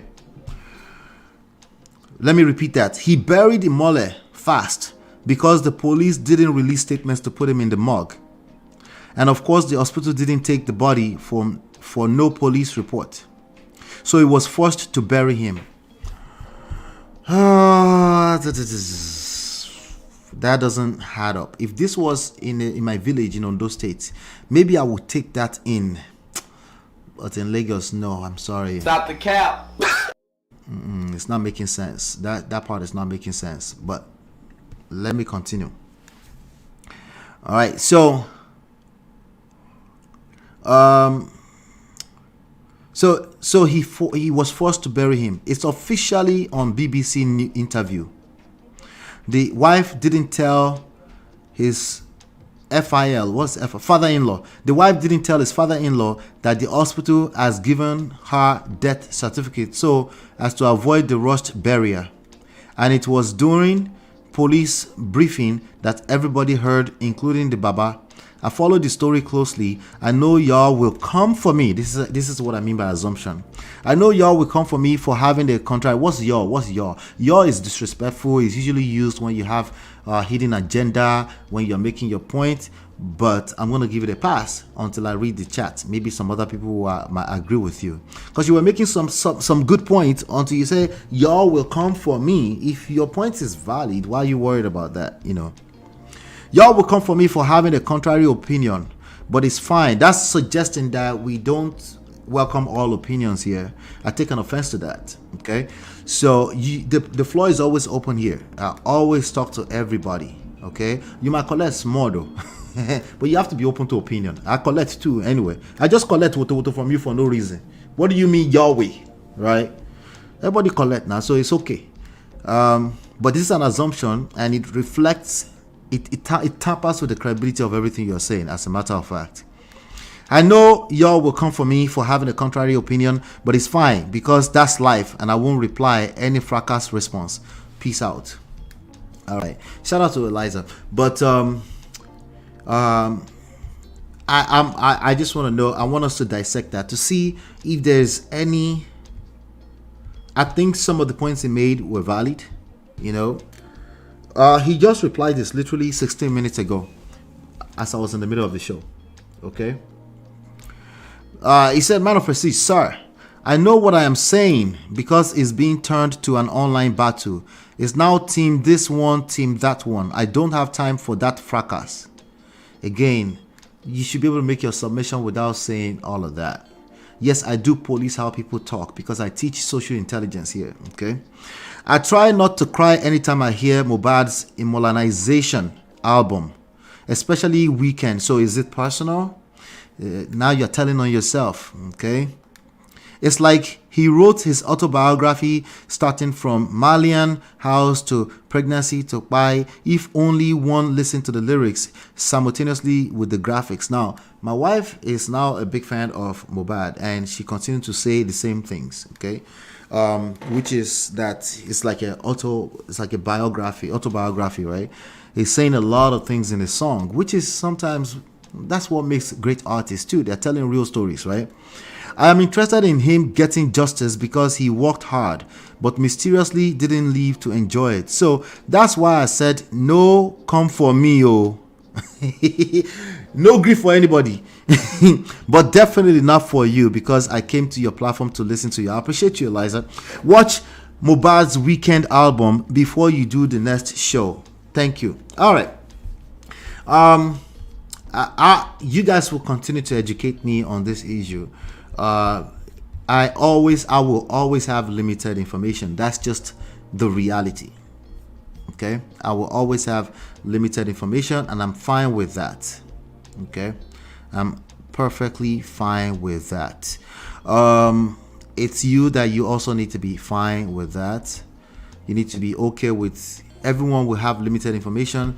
When we're talking about relationships, people's marriages, you always have limited information. Okay, even if you are one of the parties inside of the marriage, you have limited information. You have no idea what happened in the first 18, 20, 25 years of that person's life, and you have no idea how that's going to affect the dynamics of your relationship. We all have limited information, and sometimes the way we handle life and relationships is an obsession with I know everything, I know what I'm talking about. Potentially, maybe you don't. Okay, you should always leave room that maybe there's something I don't know, and I try to demonstrate that here all the time because I want to keep an open mind. Okay, so even in life, a lot of time things might look the way it isn't, right? So now some good points there. I want to know if when they were at the coroner's hearing and stuff, if some of this stuff were valid. I'm going to go through the chat really quickly. The police people know get work. All right. Let's see. I'm going to go through that. See, this man never tired with all this speech. Oh, you're still watching. Let me see. I'm going. They are already on the defensive. I guess they have realized the power of mantras in awakening mass consciousness. You're still talking about the police? Jesus. Let me see. Ogala, the word is patriarch, not patriarchy. Oh, I'm sorry. Was the father not also playing around too? Why is he making a force? That's all the way cap. He's hiding something. That's why he buried him fast. So I want to know, he might have made a statement while they were in court during the corona quest and stuff. I want to know if anybody followed it. My question is, what is motive of the DNA? I guess he said that just in case they want to give properties, and I mentioned that yesterday, if they want to give properties and stuff like that, it's only questionable if he questioned if there's valid evidence that he questioned the paternity of his son, okay, that's when that would be valid. Okay, the old customary marriage thing is not relevant. I don't think it's relevant in the court of law. And if there's any provisions in the customary marriage provisions that says this, I would like to know, because it seems like everybody is quiet. They're not saying much. D-Love says, people are really passionate about the Mohbad issue and we all want justice, hence the sides being taken. At the end of the day, this might buy in the wrong country and we may not get justice. I don't know what people mean by justice. I'm not sure what they're looking for. Sam Larry has been released. Naira Marley has been released because there's no real evidence that they had anything to do with his passing. If anything, there was some stuff that we don't know yet, particularly with respect to Wunmi, the wife, and one of the best friends, the one that they were in a fight together. How is this relevant to the request for DNA? That's what I want to know. And I'm still asking the question again. In customary marriage, somebody please come and corroborate Eliza's point. In customary marriages law in Nigeria, does the grandfather has a right to ask for the paternity of another man's child? I'm going to ask that question again. I'm not satisfied with the answer. The answer was filled with emotionalism. Eliza, that's for you. I need some straightforward stuff, facts, something like that. You know, point me to a video. The video that he told me to go and watch on the Weekend album. Did he mention something about potential paternity fraud, infidelity in it? No, not forget infidelity. Paternity fraud. It needs to be specifically paternity fraud. If he hasn't mentioned anything anywhere in his album about paternity fraud, that will be a useless quest. Okay? But if there is, let me know. I will be willing to go through it. Now, with that being said, I do want to move forward to the main topic of the day. All right. Hit that like button, share, subscribe, turn up your notifications. I will be right back. Girl, it's your love that I've been missing. I miss all your hugs, your touching and kissing. Me love on the floor, the couch in the kitchen. One love enough, we done enough.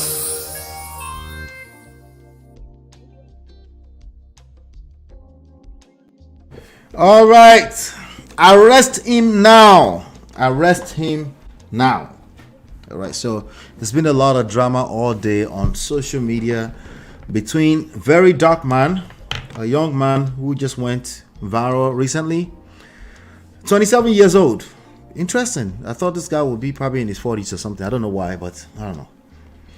27 years old, you know, and he's been dragging a lot of people for a while now, and a lot of people are not happy. They're not happy with the VERYDARKMAN. Clearly, TONTO DIKEH is not happy with the VERYDARKMAN. Tonto is not happy with him. Tonto is also not happy with Tunde Ednut. Tunde Ednut don't collect today with from Tonto, from Jesus.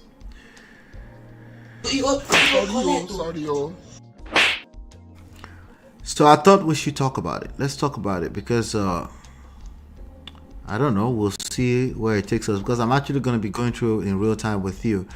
But VERYDARKMAN went viral in the last few months. If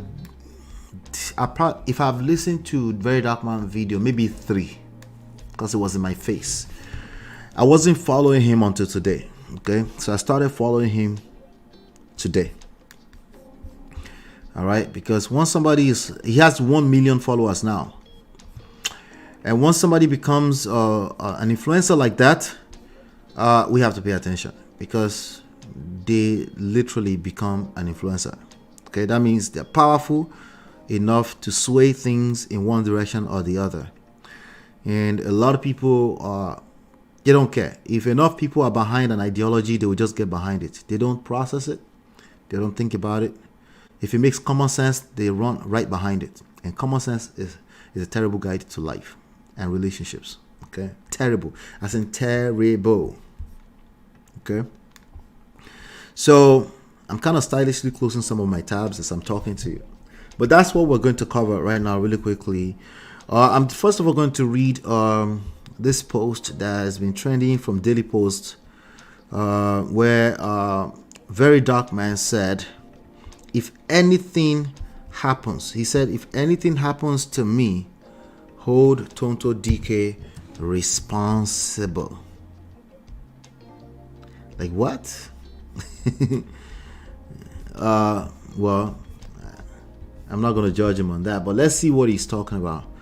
Let's see if he has a point. If anything happens to me, hold Tonto Dikeh responsible. Popular social media critic, this is according to Daily Post, social media critic Very Dark Man has said, Nollywood actress Tonto Dikeh should be held accountable if anything happens to him.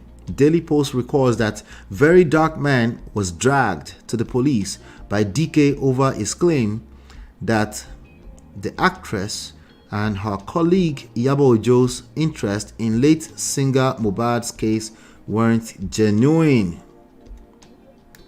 Alright. However, he was later released after interrogation.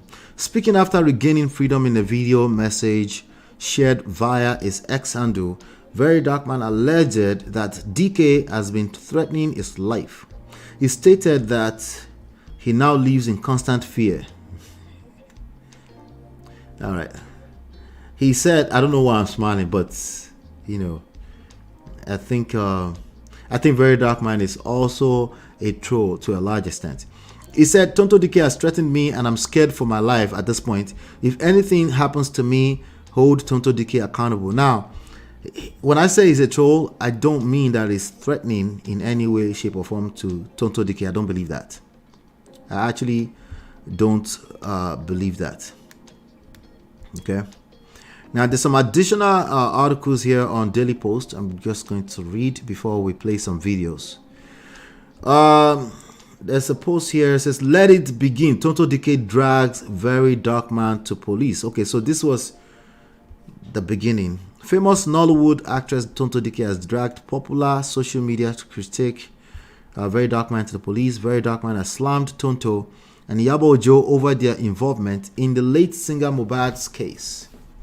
He claimed that the duo weren't really primarily interested in getting justice for the late musicians. Okay, that's an opinion. Since when has it become a problem to have an opinion? Since when has that become cyberbullying or cyber stalking? There is an obsession by the elite, the politicians in Nigeria, to shut down people's opinion. I'm noticing. But let's continue. Updating the public about the situation in a social media post on Wednesday evening, the actress revealed that she had taken action against him. In a now viral post, Very Dark Man was seen signing documents in the presence of police officers at a police station. Captioning the post, Tonto wrote, let it begin. When a child think he's grown enough to talk to elders. Okay, so a 27-year-old man is not a child. That is not a child. These are the issues. I keep telling you, this is a mindset issue across the board in our society, among black people in general, but Nigerians especially. Okay, Nigerian people especially.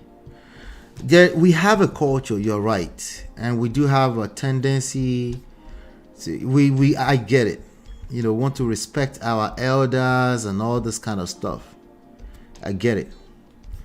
But when you're dealing with grown adults issue in public, somebody's holding you accountable by having an opinion about the way you're moving, and you're a person of means. You know, again, to whom much is given, much is required. You're a person of means. You can't do that. You can't use the police as a force against another person just for having an opinion. You could end up being the person with the opinion in the nearest future.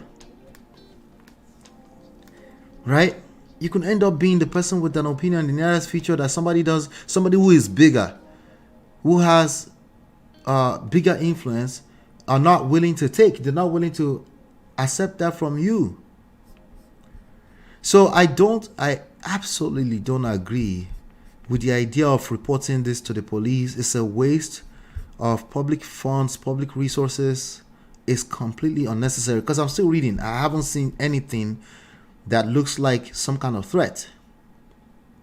Very Dark Man, he came back. He said, "You're a horrible human." Tonto Dikeh. No. This is okay. So now this is Tonto talking to Tunde Ednut. But before I get into that, let me just see real quickly. I will come to that. Hold on a second. All right. Yeah. So I haven't seen anything in any of these articles that would warrant going to the police. If you're a public figure, people are going to have opinions about you. Some of them will be influential people. Some of them are going to be overnight journalists. They woke up out of nowhere. They have an opinion suddenly, and you can't stand it, because who is this raggedy boy out of nowhere who has an opinion? But that's the point. That's the moment you need to start checking yourself and have some self-control. And talk to a lawyer first. Well, a competent lawyer, not random lawyers who think they can do the same thing that you're probably thinking about. Let's punish that boy. Let's show him who the boss is. Lion has been trending. Lion versus cat, lion versus tiger on Twitter has been trending all day on Twitter, because Tonto decided to call herself a lion. No be juju be that. No be juju be that. Hold on one second. Let me refresh this page.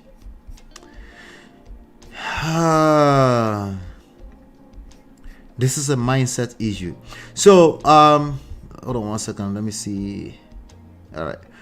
So Tonto is not very happy with Tunde Ednut, because apparently Tunde Ednut is responsible for how this young man went viral. Right? So that's another mindset issue. If you are the enemy of my enemy, you're my enemy. Sorry, you have the friend of my enemy, you're my enemy. That's another mindset issue. Okay, so this is what this is the report on Daily Post. Nollywood actress Tonto Dikeh has lambasted blogger Tunde Ednut, who used to be a singer, maybe one-hit wonder, but he's been a blogger all along, and he's very good at what he does. But has lambasted blogger Tunde Ednut for seemingly mocking her following social media critic. Very Dark Man's release from police custody. Daily Post records that Very Dark Man was dragged to the police by Dikeh over his claim that the actress and her colleague IYABO Ojo's interest in late singers MOHBAD'S case weren't genuine. I can have an opinion about that. Are you mad? I can have an opinion about if I think your interests are not genuine. Or you can have an opinion back and say, my interests are genuine, I'm not going to answer you, you're a troll. You can also say that too. But maybe there's more. Let's continue. Anyway, Tunde Ednut shared an update via his Instagram page announcing that Very Dark Man has been released. Very Dark Man is out, he wrote with laughing emoji. Okay, let me see if I can find that post. I think that post is somewhere here. All right. Yeah, let me share this. This is Tunde Ednut's post. Don't play, Abuja. You know the vibe. When I got these good lawyers around me, everybody's gonna learn, and they're gonna learn the hard way. You know what I'm saying, brother? All right, my people, don't play, don't play, Abuja. You know the vibe. When I got these good lawyers around me, everybody's gonna learn, and they're gonna learn the. Okay, I can't even take this guy seriously. I'm sorry. I'm having a hard time even taking him seriously. Okay. So it's a complete waste of time and waste of resources to be trying to get this guy arrested. It's gonna be just, oh, let me punish. And a lot of people do that in Nigeria. Go and arrest him. Go and arrest him. Don't play. Hard way. You know what I'm saying, brother? Yeah, you know what I'm saying? I can't even take the lawyer serious. Is that the lawyer? Hey, my people, don't play. Don't play, Abuja. You know the vibe. When I got these good lawyers around me, everybody's gonna learn, and they're gonna learn the hard way. Okay, so when VDM got out today, this is when he got out today. Apparently, let me see. This was when he was in custody. This picture was taken by Tonto. Tonto was trolling him while he was sitting in custody. You can see she took this picture. The lawyer is sitting there like, in this world, no be everybody go like you. That's understandable, but keep being you at all times. Have you noticed when police arrest anybody, you become more popular when you get out? You can laugh all you want. He will still be out soon. Somebody said, as a lawyer myself, VDM will come out with no qualms. If it's Tonto, he will be asked to apologize, but if it's IYABO OJO, she also insulted him. There you go. So, getting people arrested for insult? Really? That's how that works right now? Unless they literally threatened your life. You know? I'm not sure. Okay, there's another picture taken by Tonto. Again. Let me see here. It's another one that I think I had here. But anyway. It's a waste of resources again, but more importantly for you guys here, I just want you to pay attention to these types of mindsets. If people run their mouth against you, they have some things to say about you. I want you to understand that you have no right, literally zero rights. Okay, you see, sometimes Oman Jabo, you could just hear people say it's my right, like the DNA thing we just talking about. That young man came here and said it's a right. Sometimes they mistakenly say it and then they realize they have to back it up with nonsense. Right? It's not a right. So anybody can insult you. If they insult you, you have the right to leave. You have the right to not involve them in your life if they are that close. If they are not close, if you're a public figure, you're just going to have to deal with that. As we move into the future, some of them are going to be the Igbalode modern day journalists. Okay? It is what it is. They have a voice. They have influence, and that's what you're dealing with. Those are the cards you're dealt. This continuous effort to try to shut down free speech is not going to work, because there's also international laws, and there's, you know, Nigerians has a lot at stake, so they have to maintain a certain type of image when it comes to human rights, and you're not helping it, especially if you're a politician in Nigeria and you're making this kind of moves. Anyway, so VERYDARKMAN is out. Tunde Ednut made a post. He wrote with a bunch of laughing emoji. I was trying to see if I can find that emoji, but it doesn't matter. It was a smiley emoji and stuff. And Tonto Dikeh had a lot to say about that. Oh, she was pissed off. She was. Angered by the post, Tonto Dikeh took to the comment section, lambasting Ednut, vowing. Did you guys know that Tunde Ednut, that the Ednut is not his real last name? Ednut is literally Tunde spelled backwards. These clowns, oh my god. Vowing to almost mock the blogger in his times of despair, the actress described him as a horrible human. Okay. Then she posted and she tagged Mazi Tunde Ednut. Tunde, I'll be here when some calls your mom a slut, and all I'm gonna do is laugh. Did he call her a slut? That would be interesting. I haven't seen that anyway. If you see, let me know. I'll be here when someone accuses your mother of doing threesome with your mother, and I also laugh. Did VERYDARKMAN accuse her of doing threesome? And is threesome a crime? I'm asking for someone. I'll be here when they insult your unborn children, and I'll laugh. I'll be here when they accuse you of theft, and I will be here to laugh. Okay. These were. Did he call IYABO OJO a slut?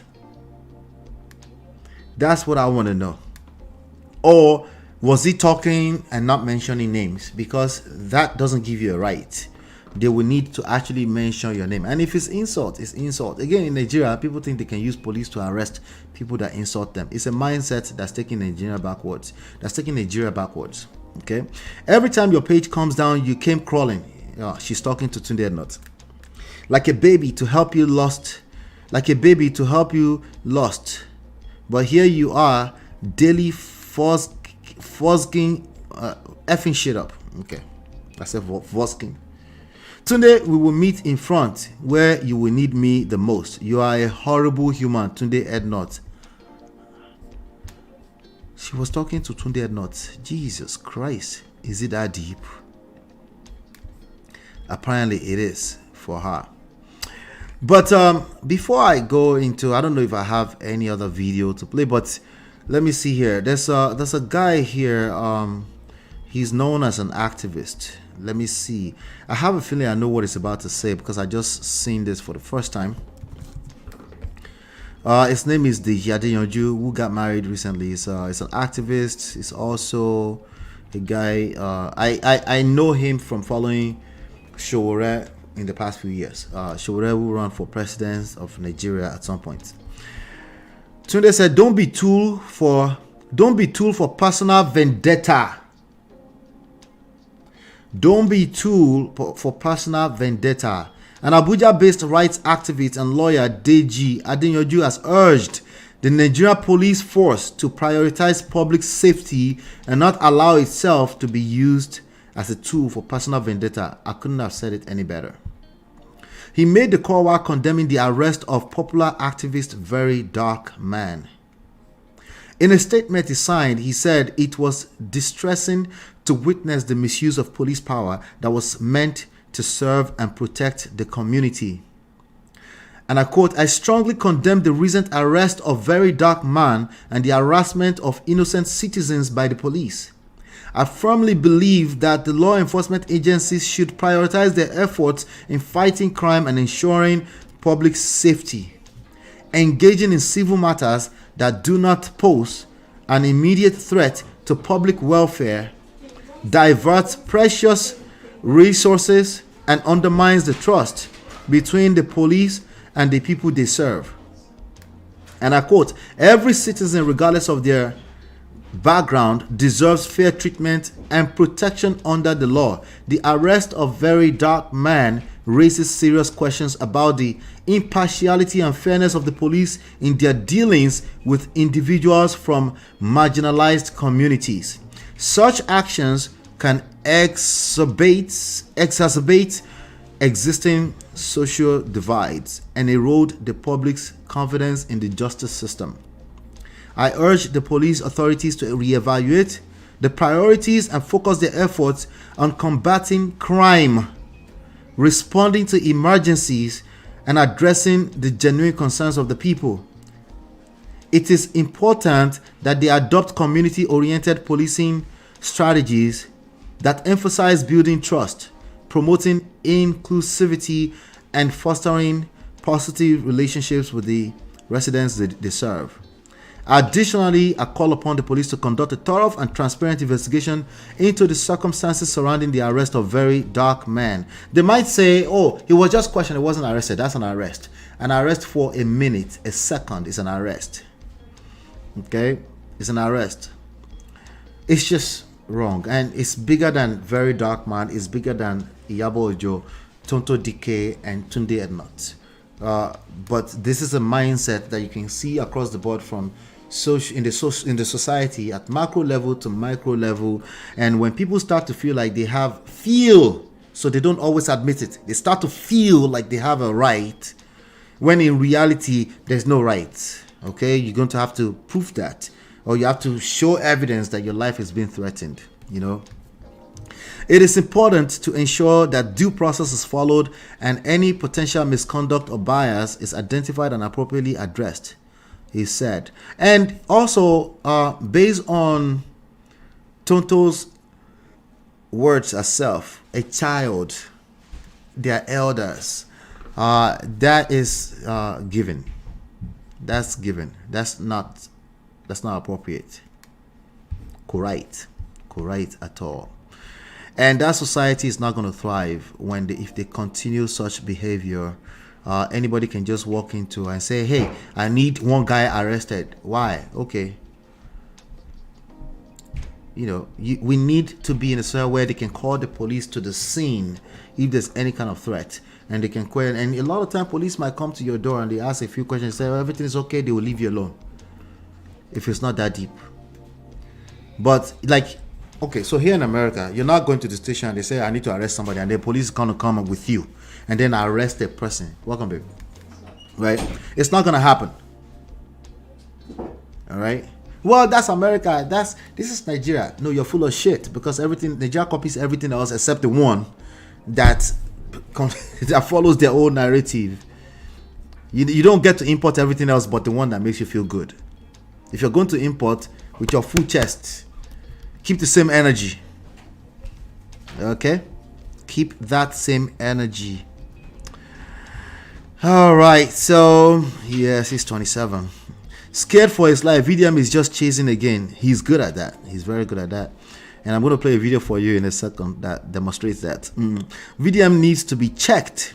He's the one who made a mess of the Mohbad issue and turned it into fracas. Listen, anyone, I get it. And we dragged him here too, right? But that doesn't give anybody the right to go and be arresting him with police. That's completely inappropriate and irresponsible, especially from somebody who claims to be a politician. All right, Kai Tonto na beautiful, really. Really, ninja. He was doing the most. He started this whole DNA brouhaha. However, Tonto doesn't need to bully him with the police. Tonto is probably going to bully somebody else with the police. You might not like that. Very dark man, you know, was not checked by somebody, but Tonto is going to bully somebody else with the police if we keep that up. There's something about her that thinks she can bully anybody with the police. That's what this looks like. Maybe later on we'll get some additional information, but I don't think so. I think we know everything we need to know already. This was just wrong. I do believe that IYABO and Tonto's assistance with the Mohbad's issue was genuine. See, that's an opinion. That's a lot. Imagine somebody come and use police and arrest you because of having that opinion. It's not proper. It's not right. That is a mindset. And it's a national mindset that we need to check. We need to check that more so than we need to check a very dark man. There will always be troll in our society, especially when you're dealing with social media. So if he's trolling, he has the right to troll as long as he doesn't mention your name and your life in the same sentence. This is the part that the Nigerian politics and elites don't understand yet. They're not aware of what world they find themselves in. They want to benefit from this world, digital era, but they don't want the consequences and the cost of benefiting from it. And that's not going to work. Okay? Yes, he took the focus off Mohbad and turned everything into conspiracy theory. Very annoying something. Overnight journal. Yes, we have a lot of them. Go viral overnight, especially if Tunde Ednut back you up. You go viral. The funny thing is that Tonto is a highly opinionated person herself. Exactly. Imagine if Churchill just randomly say, this woman has been dragging me and didn't let me go and pick her up. Imagine if he has that kind of power.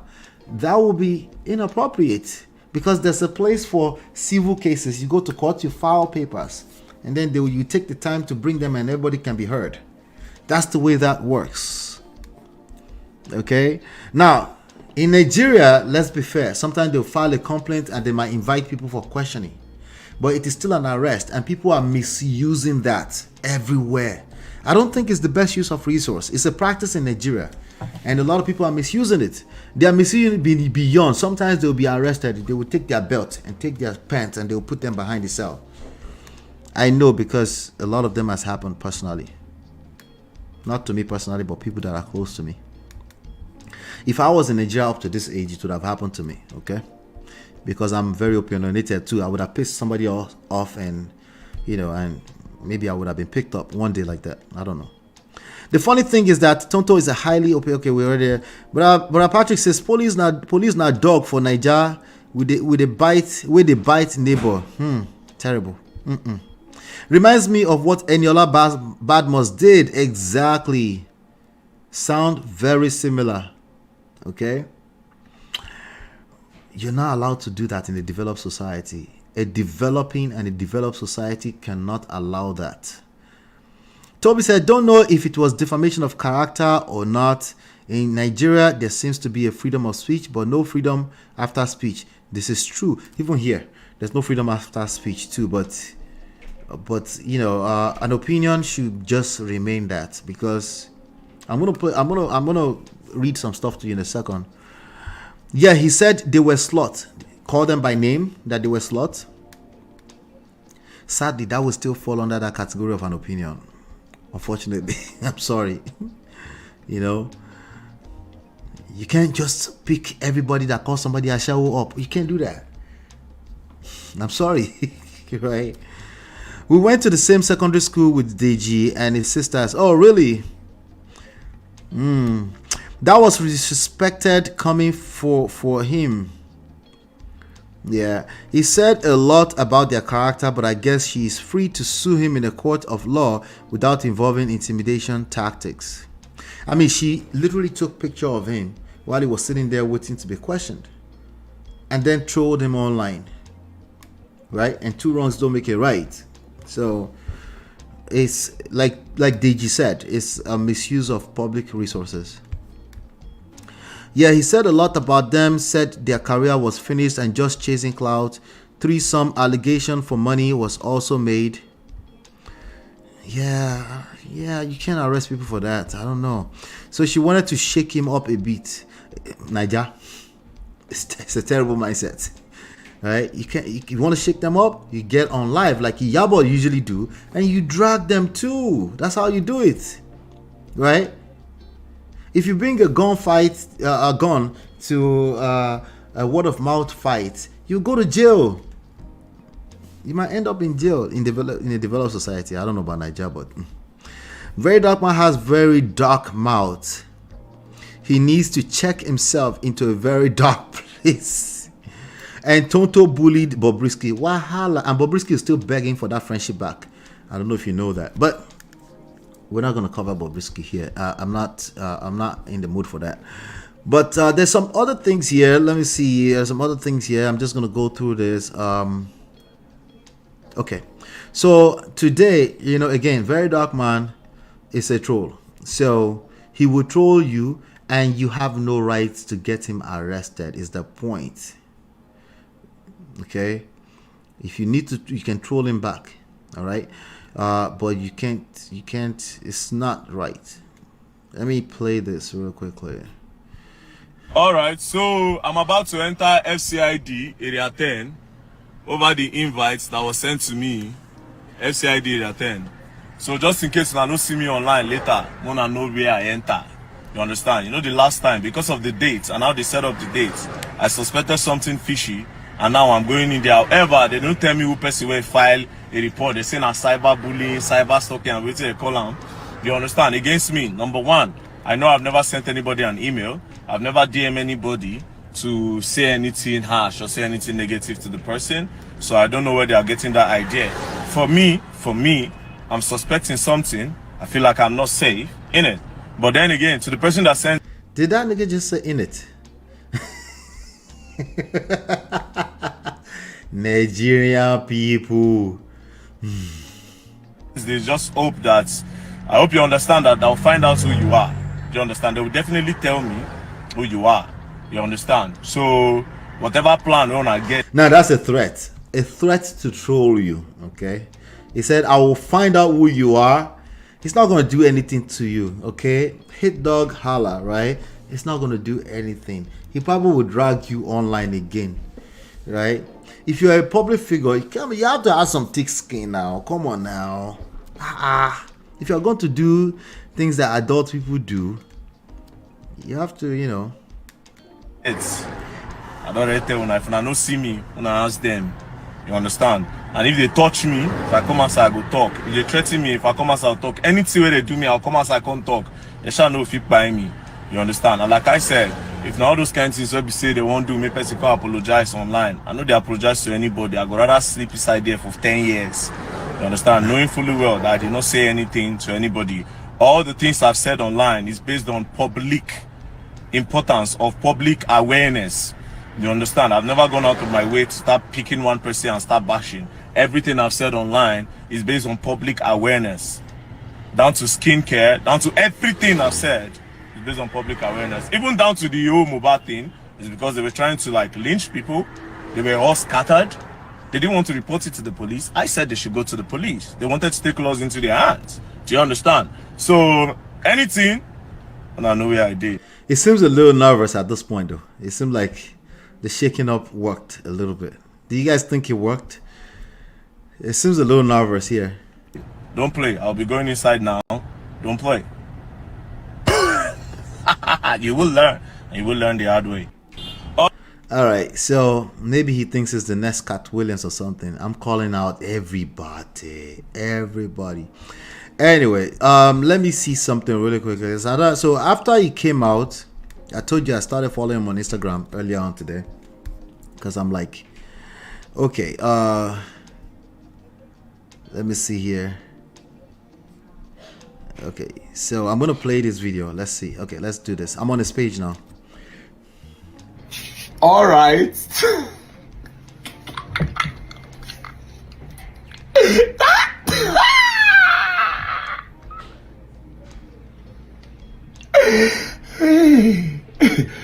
See, as I realize I don't want problem again. You understand? I'll just give you my terms and conditions now today, because I don't want me and I get problem. It is obvious that the Black Panther leaves. There's no how you want to do it. The Black Panther leaves. Now, I saw a lot of your comments yesterday. May they finish him, may they jail him, may they do this, may they do that. Skincare vendors and the rest. I see all of the comments. That's what I want to tell you. You understand? My payback will be very legal. And my payback usually crash business. You understand? First things first, if they burn anybody well for this country now, both skincare products without NAFTAC or post a product where not get NAFTAC, make I see them. No matter how popular you are, no matter the connection where you get, I go crash that business. That is number one. Number two, I don't care your connection as an influencer in this country. If they burn you well, they give you advertisements, no verify the advert before you post them. You go run tiki. Because this one, say, they come for you 100%. You understand? Now you don't see say the Black Panther leaves.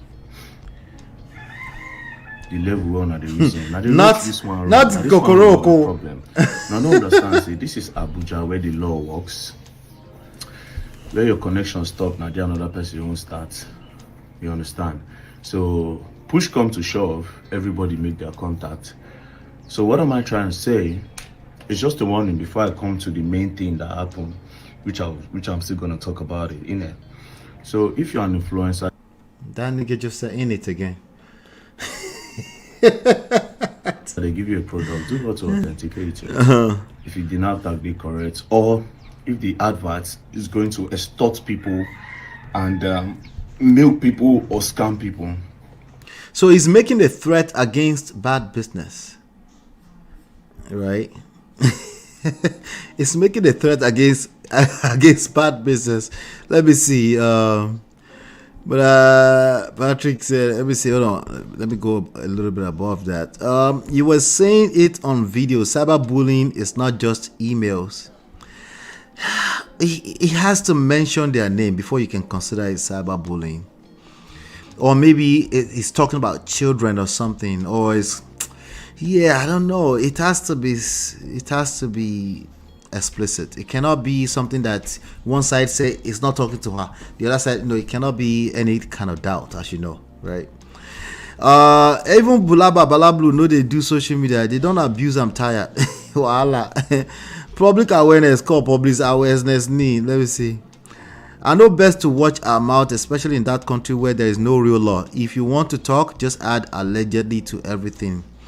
Absolutely. But let me see. Yes, he was scared. So you think he got shook a little bit, right?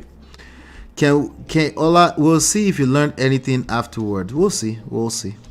He better be careful. I'm just saying he needs to be careful because people do disappear in Nigeria. Shout out to TB Joshua's legacy.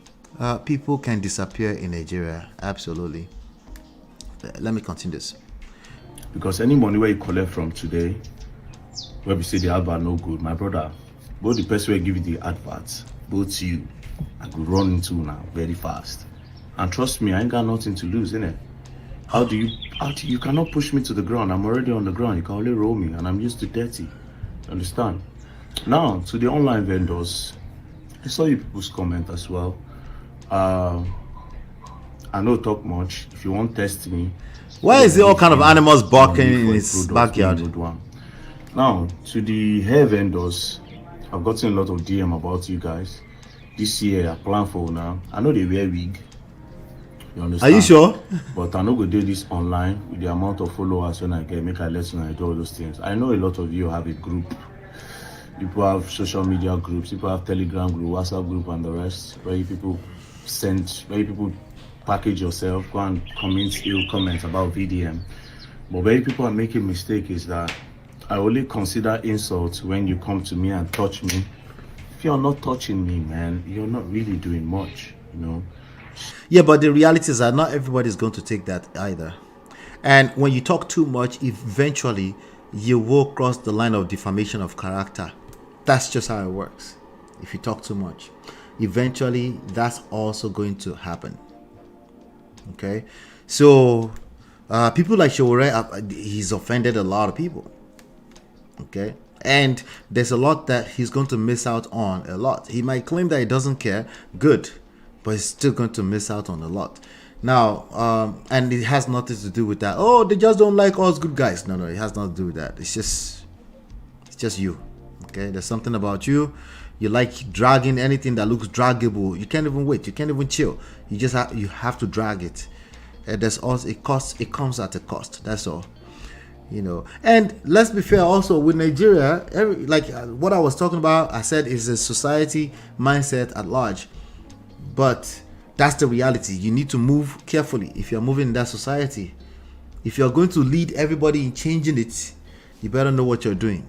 Or you're ready to sacrifice everything for that. Okay. So the battle line has been drawn. You all will learn. And you all will learn the hard way. Don't play. You can't bring the boy down. The boy is already on the ground. And I don't have an interest of going to the top, innit? You people will learn. Oh, and as for what happened yesterday, you guys should be ready, yeah? There's a lot of things that's going to happen this week. A lot of gist. He's dangerous to himself. And I would say potentially is dangerous to the public. Let me play this video. All right. So, good day, people. This is the first time he will talk about Tonto after the arrest. After he came out, right? You all know I am somebody that stands for what is good. And as a result of my activism online against skincare vendors and everything, I've been able to gain popularity on social media and also commenting on some social issues.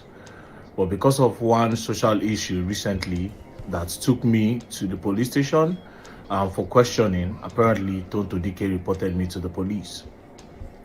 Now, on reaching the police station, by the grace of God, I really appreciate the Nigerian police for how fair they were and how transparent they were in the process.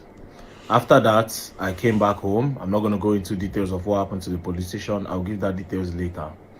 When I came back home, I made a video. I slept. Waking up this morning, I woke up to missed calls, over 30 missed calls from my family members and relatives. I was wondering what happened. When I picked up the phone and I called my auntie, she said I should run away. I asked her why I should run away. She said, just run away, come to Benin, come and hide in Benin. That TONTO DIKEH says she's going to take my life. Now, I was wondering where they saw that until I checked my DM and saw a lot of people sending me different DMs of what TONTO DIKEH posted on her Instagram. Then I went there to check it for myself. And this is what was on her Instagram page. Now, she said, it is safe to say I am fearless. It is safe to say that I am fearless. Yesterday, I witnessed a young man who has bullied his elders for far too long, deny his crimes like a baby. I am still shocked. He clearly said I never referred to her or knew she has a son. As well, she did not speak on her son. Listen up, I am as bold as a lion, shouting and wild and elegant, confident like a tiger on his solo mission to dominate foes and naysayers. Even though it appears this generation is about fingers running wild behind the keypad, be aware I am solidly ready to act accordingly wherever outside in person to put an end to all these shenanigans. Well, like I said, let it begin. This is just day one. This is actually a threat to me. You understand? Then she made reference. Yesterday I said, can you catch a smoke? I just made my post. And then she said, when the smoke clears, charcoal still hot. So this is a threat. Immediately, as I was trying to, she deleted it. But before she deleted it, I screen recorded it. While she was deleting it, God so kind, I screen recorded that part. Until she deleted it, my screen recorder was still on. Now, to the Nigerian politician, and I'm talking to APC, you people have a politician in your midst that is threatening to actually take my life when she sees me in the open. And mind you, Tonto Dikeh is somebody that knows where I work out because we actually use the same gym. So she knows my routine, she knows when I come and when I go. She was thrown down with threats. I've reported to the police, but I still want the general public to know because as of now, I'm a public figure and an influencer. So I am pleading because I am scared for my life at this point because Tonto Dikeh has threatened and I've been receiving calls from hidden numbers. I've been receiving calls. So please, please, please, please, to the general public, if you can see this video, anything that happens to Very Dark Black Man, Very Dark Man, as you all know, please hold the politician accountable. I cannot understand how she was made a politician in Nigeria to come and be bullying me because she feels like she is up there, she has more followers, she has more connection. You understand? Took me to the police station, everything, the police were transparent, and then she got offended and started threatening me on her post. She has deleted it. Also, she went on posting a picture of me and labeling me as a criminal. When that's not the case. I was invited for questioning, but that's another story for the day. For now, anything that happens to me, please hold Tonto Dikeh accountable. She has made a threat. If anything happens to me, Tonto Dikeh should be held accountable. Thank you very much. Wow. All right, there's one more. You know, again, you can call this trolling, but let's see. I'll mute that because of the music.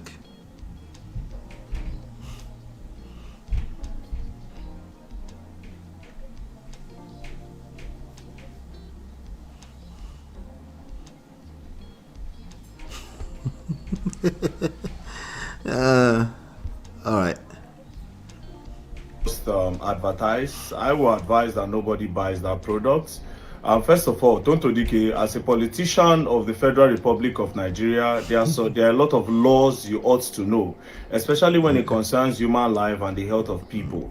Therefore, you are not supposed to advertise a product that does not carry the NAFDAC number in this country. Because without the NAFDAC number, it means they've not authenticated the product or they've not validated that product. Secondly, just in case the product have a NAFDAC number, because I've checked through the profile and I've checked a lot of the product, they don't carry NAFDAC. Do you understand? And secondly, just in case it have NAFDAC number, I hope you still know that there's a law in NAFDAC that before you do an advertisement, you have to go through NAFDAC so that NAFDAC will be sure that that's the kind of adverts they want you to promote. And mind you, Nigerians, they are supposed to put the list and ingredients of what the product is made of. And I've checked through that product, all the ones they posted online, and the one Tonto Dikeh was holding, they don't have all those things. Now, it is obvious that some people will say Very Dark Man is doing this because of, okay, him and Tonto Dikeh. No, it is because I actually care about Nigerians, and I will advise you that nobody should use that brand. Now, Fina, big brother, you know I love you, innit? You're from my state, innit? And we chat sometimes. You're a nice girl. I mean, to the largest extent that I know. You also influence on that brand. So I will say, before you influence again, please do well to contact her. Fina, don't collect have that number. Because I'm not stopping on this one post. I'm talking about it over and over again. And as usual, I will contact the NAFDAC to ask them for sure so that they can do their review on that product and be sure if it actually went through them. For now, I'll be back. Don't play. You will learn. And you all will learn the hard way. get your NAFDAC number before you do anything to protect Nigerians. There's skin cancer out there, there's kidney problem out there, and all these things can also be caused by skincare products. So before you use the skincare, please make sure it has NAFDAC number on it. Thank you very much. And TONTO DIKEH, our honorable member for the APC, please, if you want to protect Nigeria and you know you are a good politician according to your status and what you claim, please do not get a NAFDAC number. For now, Nigerians, do not use that product. Thank you very much. Don't play.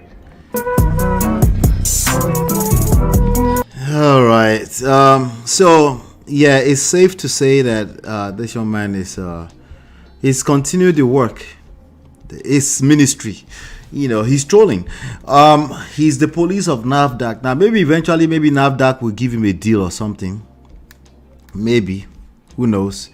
But there's a post here. I don't know what this is. Let's see.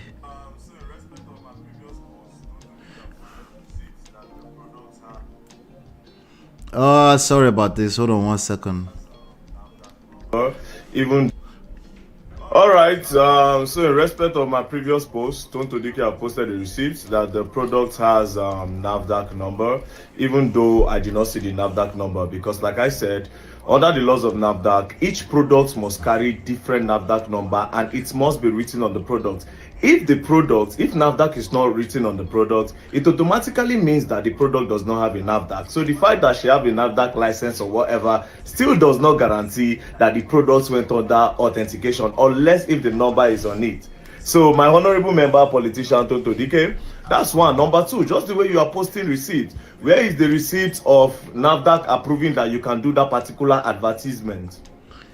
Because NAFDAC is supposed to approve all advertisement you do.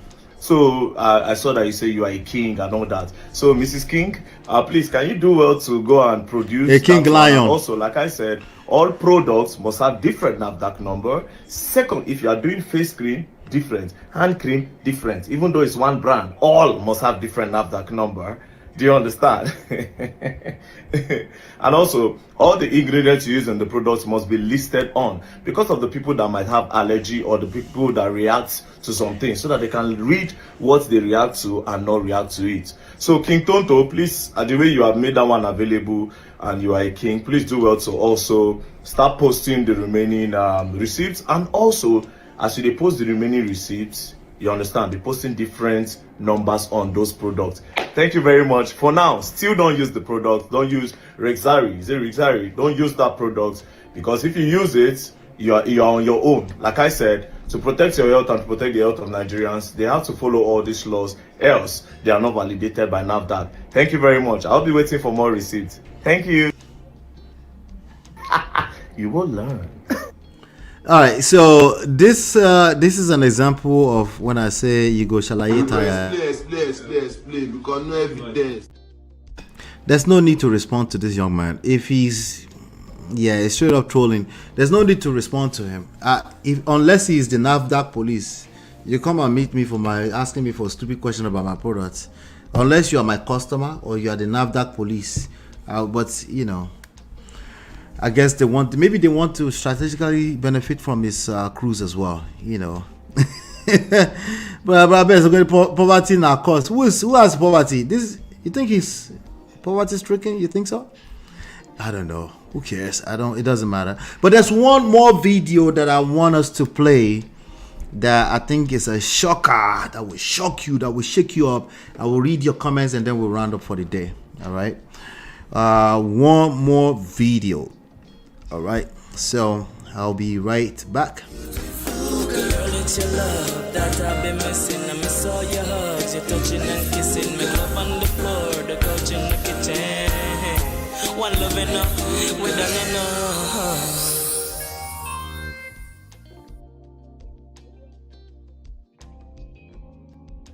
All right, welcome back. This is Dr. Chidi, who also has a YouTube platform and stuff like that. So I'm going to give him the credit is due for this interview. But I want us to watch this together and I want us to react to it together for the rest of the few minutes that we have here. I don't know how we're going to do it. I really do want to end not too far from the time that we have. But let's get to it right away without wasting any time. That TB Joshua's daughter that he nearly killed. Tell us about her. What's her situation right now? What's happening with her? We're talking about AJOKE, the alleged TB Joshua's daughter. That's what we're talking about, just in case you're wondering. All right. Please, a lot of people want to know. As we are coming in now, you know, although I've called her earlier because I promised to speak to her today, but she didn't pick. So why I was just about to connect, she was calling. I said no till evening. AJOKE happened to be a girl that I will want to call a daughter because I know her from the baby when she was dropped in the synagogue. So, you know, lots of children. No, sorry, please. You knew her from when she was dropped in the synagogue. Can you tell us what's the story surrounding that? How was she dropped? What happened? It was a service day. It was a service day. People were, you know, after service, everybody going. Then the security came that a baby is in the auditorium. Because I was part of the media, everything, you know, TB Joshua prioritized, you know, coverage than any other thing. So, you know, we already gone to the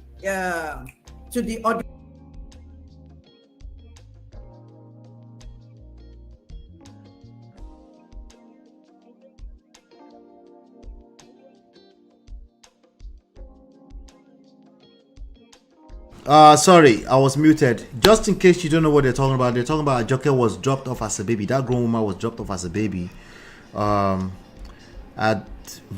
a baby in the synagogue temple. All right. So we're going to continue. Auditorium in order to see what was happening. So is this a, you know, tiny baby? Yeah. So by the time he came, he said they should bring the baby. So they brought the baby, and usually that happens once in a while in Swan. And anytime that happened, he will say they should take the baby to the police station or motherless baby home. But this particular one, the security Anieke was suggesting that should we? He said no. Call me Mama Bosse. Mama Bosse happened to be one of the women at the back of synagogue. You understand? That they just living there. They were, you know, somehow related to TB Joshua. So he said, call me Mama Bosse. And they gave the baby to her. Said, take care of this baby. Her name is AJOKE. All of us will take care of her. And yes, you know, when she started walking, she always walked into TB Joshua's office. All right, so after they found the baby, they gave the baby to some lady who might have been some kind of family member to TB Joshua that also lived on the premises. And, you know, just take care of this baby. Like, in that kind of environment, you can only imagine that, okay, there's probably a lot of situations like this where somebody might get dropped off, some homeless people, some people that are hungry, because it was also known to do a lot of charity, right? So they probably didn't think much of it. And if you're wondering, that's the Bisola lady that was on the BBC Africa thing too. That's her as well. All right, I told you I've seen her around. I do follow Dr. Chidi with my other channel, but I'm going to find him and follow him on this channel now. But I haven't seen him in a while. But he's like she's been on Dr. Sunday Adilaja's platform, this brother's platform, Update TV, where I played her yesterday. So she knows. Some people trying to say, okay, she's Olosho or somebody, she has history. Well, she's been talking for a while and she's been consistent. So she's up to something. We can all agree that she's up to something, okay? But she's telling us the story about AJOKE because she saw it from the beginning till now, okay? And he loved her too much. Yes. He loved her. Too much. Even when he doesn't, you know, it's like he missed her. He will just open his other door down so that she can just come in. And then AJOKE will be the first person TB Joshua named prophetess. I remember anytime he's going for evening prayer for men or so women who are looking for fruit of the womb. He carries Ajoke along. He said, prophetess is coming to pray for you. So Ajoke started growing, and it come to a time. TB Joshua called Evelyn and said, take care of this lady. Because at that time, Mama Bosse has already left the environment. So Ajoke was retained. So say, Mama, Sarah, take care of this girl. So the girl was living with Evelyn as one of our children. Now, if you're wondering who Evelyn is the present, the wife, the widow of TB Joshua, who took over the church. Okay, so apparently Ajoke was living with her as well.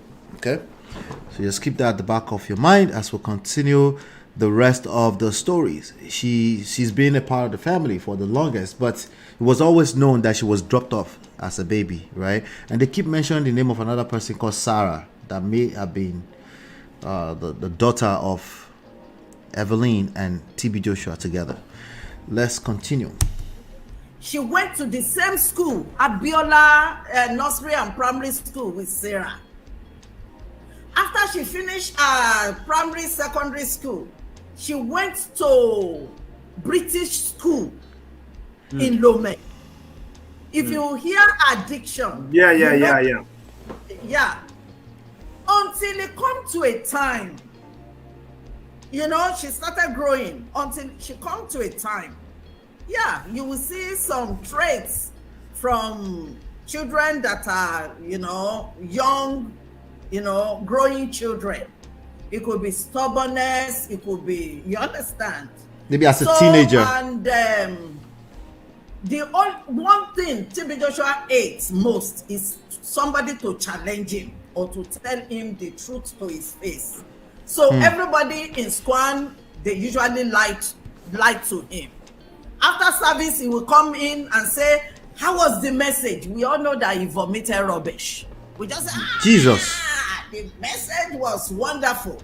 To the point that there was one day, I think it was TD Jakes that was preaching, and TD Jakes was using some quotes from what we have heard TB Joshua saying. They will say, Daddy, these people have been stealing your message, not knowing that it was TB Joshua stealing their messages. Because Olamide Big usually help him to transcribe all the tele-evangelist messages that he usually.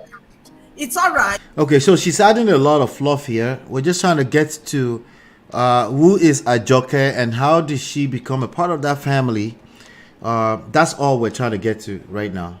How did she become a part of that family as a daughter that was born, quote unquote? Is she biological or not? That's really what we're trying to get to here, right? Because a lot of people have the question, like, maybe this person, who is this person? Some people, a lot of the disciples follow us. They, some of them were here yesterday and they were questioning the authenticity of or the paternity of Ajoke, right? So let's keep going. Anybody can. Sure. Yeah, it's all right. But he made their codes to be his own. And he made, his disciples to be reading it. Then it happened that when, Ajoke started, at a time, Evelyn was not living in the synagogue with the disciples.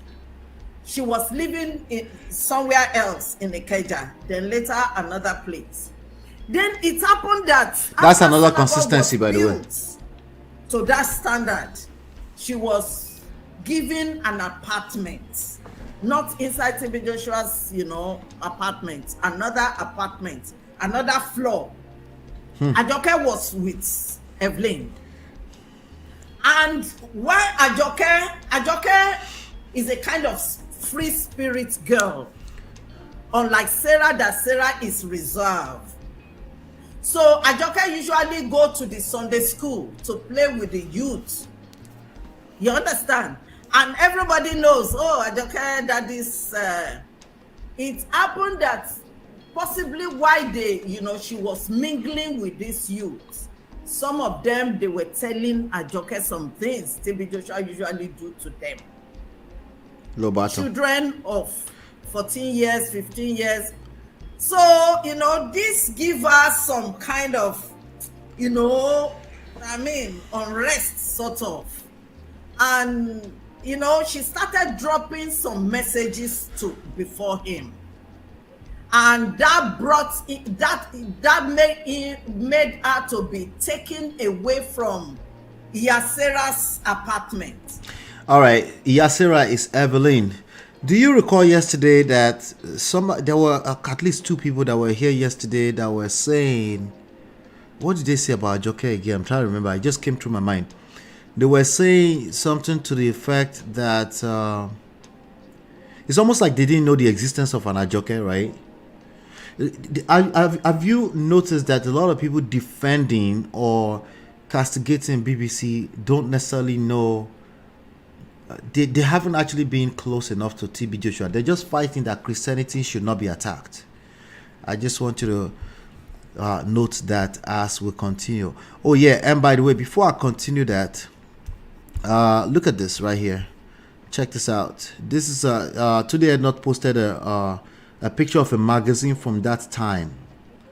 Synagogue Church. This was, they said this was 24 years ago. 2001. Synagogue Church of Scandals. We don't know when he became prophet. Joshua's family saying that. TB is a magician. That was Kola Olawiyi, who has since passed on. And Guru Maharaji was suggesting that he passed on from the gbasgbos between him and TB Joshua. But anyway, we're going to continue. I know you want to continue the gist. Let's get back to it. Into disciples' quarters. This is an urgent warning to all pastors. On April 25th, 2024. Let's pay the bills. All right. She now became a disciple. She became a disciple. Ajoke Joshua. You understand? Let me clear something here, because you know me, I shoot straight. I don't like. I'm going somewhere. Okay. I'm going somewhere. So, you know, she joined the disciples, and it's like the gap has been, you know, bridged. Yes. So it happened one day, before God, before man. Ajoke may not know this.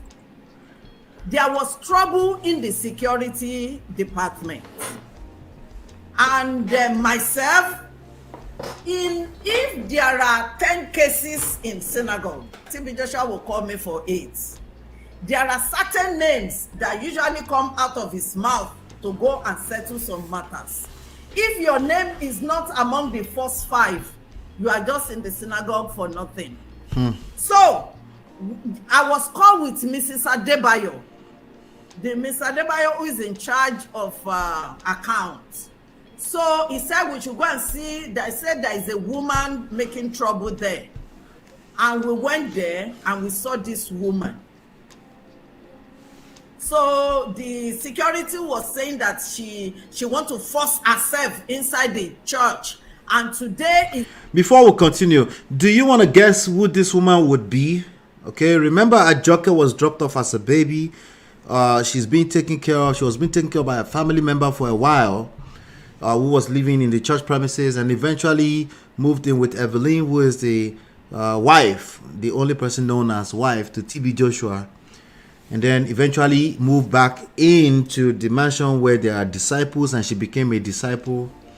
And then she might have been, according to Bisola, she might have been hearing some stuff, like some violations by her father, right?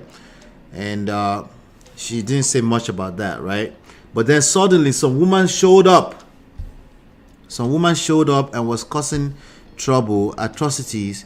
And now they're trying to figure out who this woman is. And he sent them to go and figure out, sent them to the security to go and figure out who is the woman that's causing trouble by the gate. Let's continue. It's not service day. Madam, what happened? She said she wants to come and see her daughter. Who is your daughter here? Can't you explain yourself properly? She said, Ajoke. We look at ourselves. Ajoke, where were you all these years? She said she always see, visit Sunday school to see her, monitoring her. But lately, she's not seeing her. That is why she came to check on her. If TB Joshua sent 2 or 3 people somewhere, you will see that one of them will just disappear. Because they quickly want to go and inform him so that he can direct the affair. You can't do, everybody in synagogue was moron under TB Joshua. You don't use your brain. Jesus. So I quickly entered. He said we should take her to Presidential Lodge. Yes. She said we should take her to Presidential Lodge. So we took her to Presidential Lodge and we sat her down. Myself and Mr. Adebayo. So we should interview her. So we asked her, Mama, all these years, where were you? She said she has been seeing her, but lately she has not seen her. That's why she came. Where is your husband? Why do you abandon this lady? He said the father said they should. The father threatening her to leave his child in the church. Who is the father? He said, Daddy. Who is? Who is the father? You've never seen something like this ever before? Well, I have a few times. Okay, it exists. Dropping baby off. The mother is coming to the gate to shout hell, to say, hey, I need to see my daughter. Or this is his daughter. I'm bringing his daughter to come and see him. I'm bringing his son to come and see him. Oh yeah, these kind of things happened. I don't know if you know. I don't know if you know any father, uncle, where it happened before. It's just typically, it's not a TB Joshua Daddy GEO, right? Let's continue. Daddy, prophet. Stop. Stop. Let me tell you. If you see, I just put something on the screen there. Yes. Adeba CTV, you said she's not the biological daughter. You don't live with us. No. So that's why I had to. Okay. It's good you're telling us what you're telling us, because people don't understand. Some of us have been in this thing for such a very long time. We don't beat about it. We don't just talk. No. So you're hearing from Bisola. So there's another troll on that platform who is saying she's not a biological daughter. Some people kept saying spiritual daughter. It must mean spiritual daughter. So somehow people don't know the difference between spiritual daughter anymore. She will just go on TV and say she's a daughter from another mother. Wouldn't that be an easy to lie? Like, why would anybody lie a lie that's easy to detect, But anyway, let's keep going. It's not that they told her. She's saying she saw. She's the one that went and took. She's telling a story. I hope those of us who are listening, you're taking what we're doing seriously. We're not just talking because we just want to talk on YouTube. This is real experience, lived experience that you're hearing. Continue, Bisola. So she said, Daddy, we want to be sure. He said, which daddy? He said, Prophet Joshua. That one passed our level. Yes, so that one goes to the guy at the top. We have already, giving us some drinks. So we went to TB Joshua's office. And TB Joshua is a kind of person that you can't just tell him the whole truth straight. So when we got to him, we said we realized, it was Mr. Adebayo that led. He said, we realized that the woman has mental problem. TB Joshua. Cap, you probably believe she had mental problem because you were following him for a reason. You believed everything he says back then. Can we keep it a buck? Stop the cap. You believed everything he said back then, and you probably said that because you were already fighting his battle for him, like many people are fighting his battle for him right now, right? Let's call it what it is. Let's continue. Looked at me. He knows me. He said, Bisola, what did she say? She said you are our father. You are the father of her baby. Of AJOKE? Okay. So TB Joshua wrote some money. You know, he usually writes money in paper. He usually don't touch money. He writes the money, certain amount of money in paper. Gave it to Miss Adebayo. He said, give it to her. Call me Anieke. Just bribe her for another 5 years. She will go away. What he discussed with Anieke, I don't know. You understand? I only say what I said, no, because one day I will face God. What? Please note the Anieke name. It keeps coming up. Note that name. It keeps coming up. All right. Let's keep going. He discussed with Anieke, I don't know. But myself and Miss Adebayo, we took the money envelope, we gave it to her, and we escort her to... We didn't bring AJOKE to her.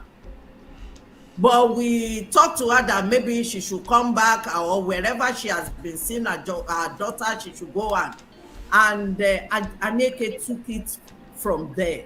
But later, took what from there? Yes, I understand that the instruction given to Anieke, I can't say it online. What? You want Brother Ben to fight you? You can't say what?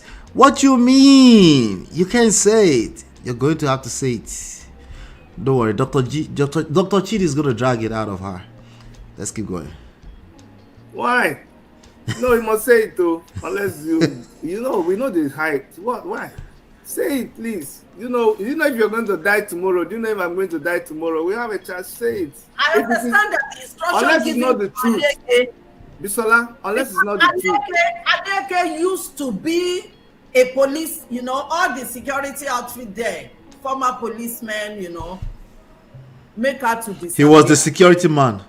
What? Did you know that your old YouTube channel has actually been making you money Shut every up. single day? Get out. It's true. Is that woman? Make her to disappear. Is that woman late now?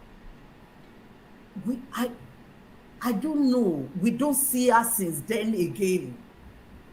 And AJOKE is not in contact with her. Clearly, AJOKE is not. Before God, before man, no. All she know in her life was TB Joshua. Assuming, let's even assume that it may not be the biological, but opening her eyes in life is him that she knows. Even if you put the pictures together, I'm doing something now, putting the pictures together, you can see the forehead, even the eyeballs. She looks like him. And it comes to a time that she had to even voice out to confront him. Everybody knows daddy's child, or even Sarah, all of them, they move together, they go together, they go to school together. We usually go to Lome to go and see them in school. You understand? She looks like him.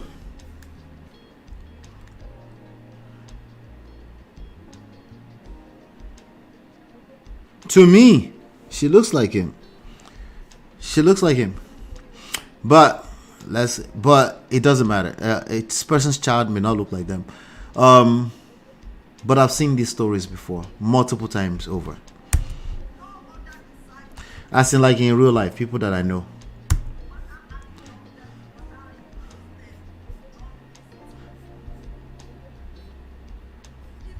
Oh, sorry. No matter how he loved, you understand? No other disciples, no matter how he loved them, no matter how he raised them, joined this team. Even there was one girl, an half-caste, Josephine. TB Joshua like her, but you know, bed-like. And he even promised the... No, but Ben, she said she doesn't say what she doesn't know. She said what she heard years later. She said what she heard years later. And she's not sure. but she's been an accomplice to a lot, obviously, and they seem to regret that a lot in their narrative. All of them, as a matter of fact, they seem to regret ever being a part of that court. Girl, you will be my daughter, but she never made it. You understand? So then it comes to a time that AJOKE had to go and really confront him that you are sleeping with these children. And that was our undoing. There was a time TB Joshua said after AJOKE left Iyasera, he said AJOKE should be following me everywhere I go. I remember there was one day myself and late Samson, he said we should go somewhere in ShopRite. AJOKE was with us. So because she was following me. So, and because, you know, when we were going, it was Samson who was the first person who said it in the car that day, that everybody should go and relax, so that where they lock everybody up, hey, key has been thrown somewhere. Hey, that was the day I started thinking, how can they lock me up? You understand? And unfortunately, that man died because he saw something. He walked into TB Joshua's bedroom and saw him with a girl making up. You understand? Yeah. And the girl, and Dr. Chidi say, hey, what is this craziness? That Mr. Samson is gone. Dilo said, children even show up on some men's burial. Yeah, of course. That even happen here a lot in America. A lot. Have you seen the Carl Franklin story? Oh yeah. Happen here a lot too. Human beings are not your mate. Oh Lord. The man, Samson, came from his own town. Anyway, that's that right there. Listen, she looks exactly. So the question that we seem to have answered there, unless somebody else have another story to share with us, is where did AJOKE come from? You know, I think to me it was obvious, but some people need evidence. They want to act like they're the court. They need physical evidence. They need more people, you know, and usually they don't have a story to counter it. They're just speaking out of their emotions. They already fell in love with the idea of this man of God and or whatever he represented to them.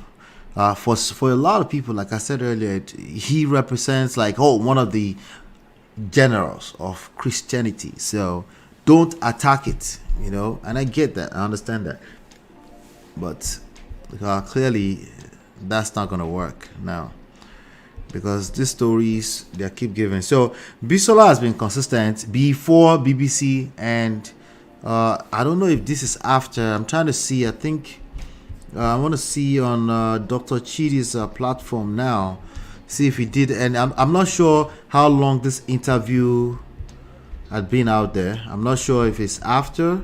It must be after, because I think for the first time they're talking about.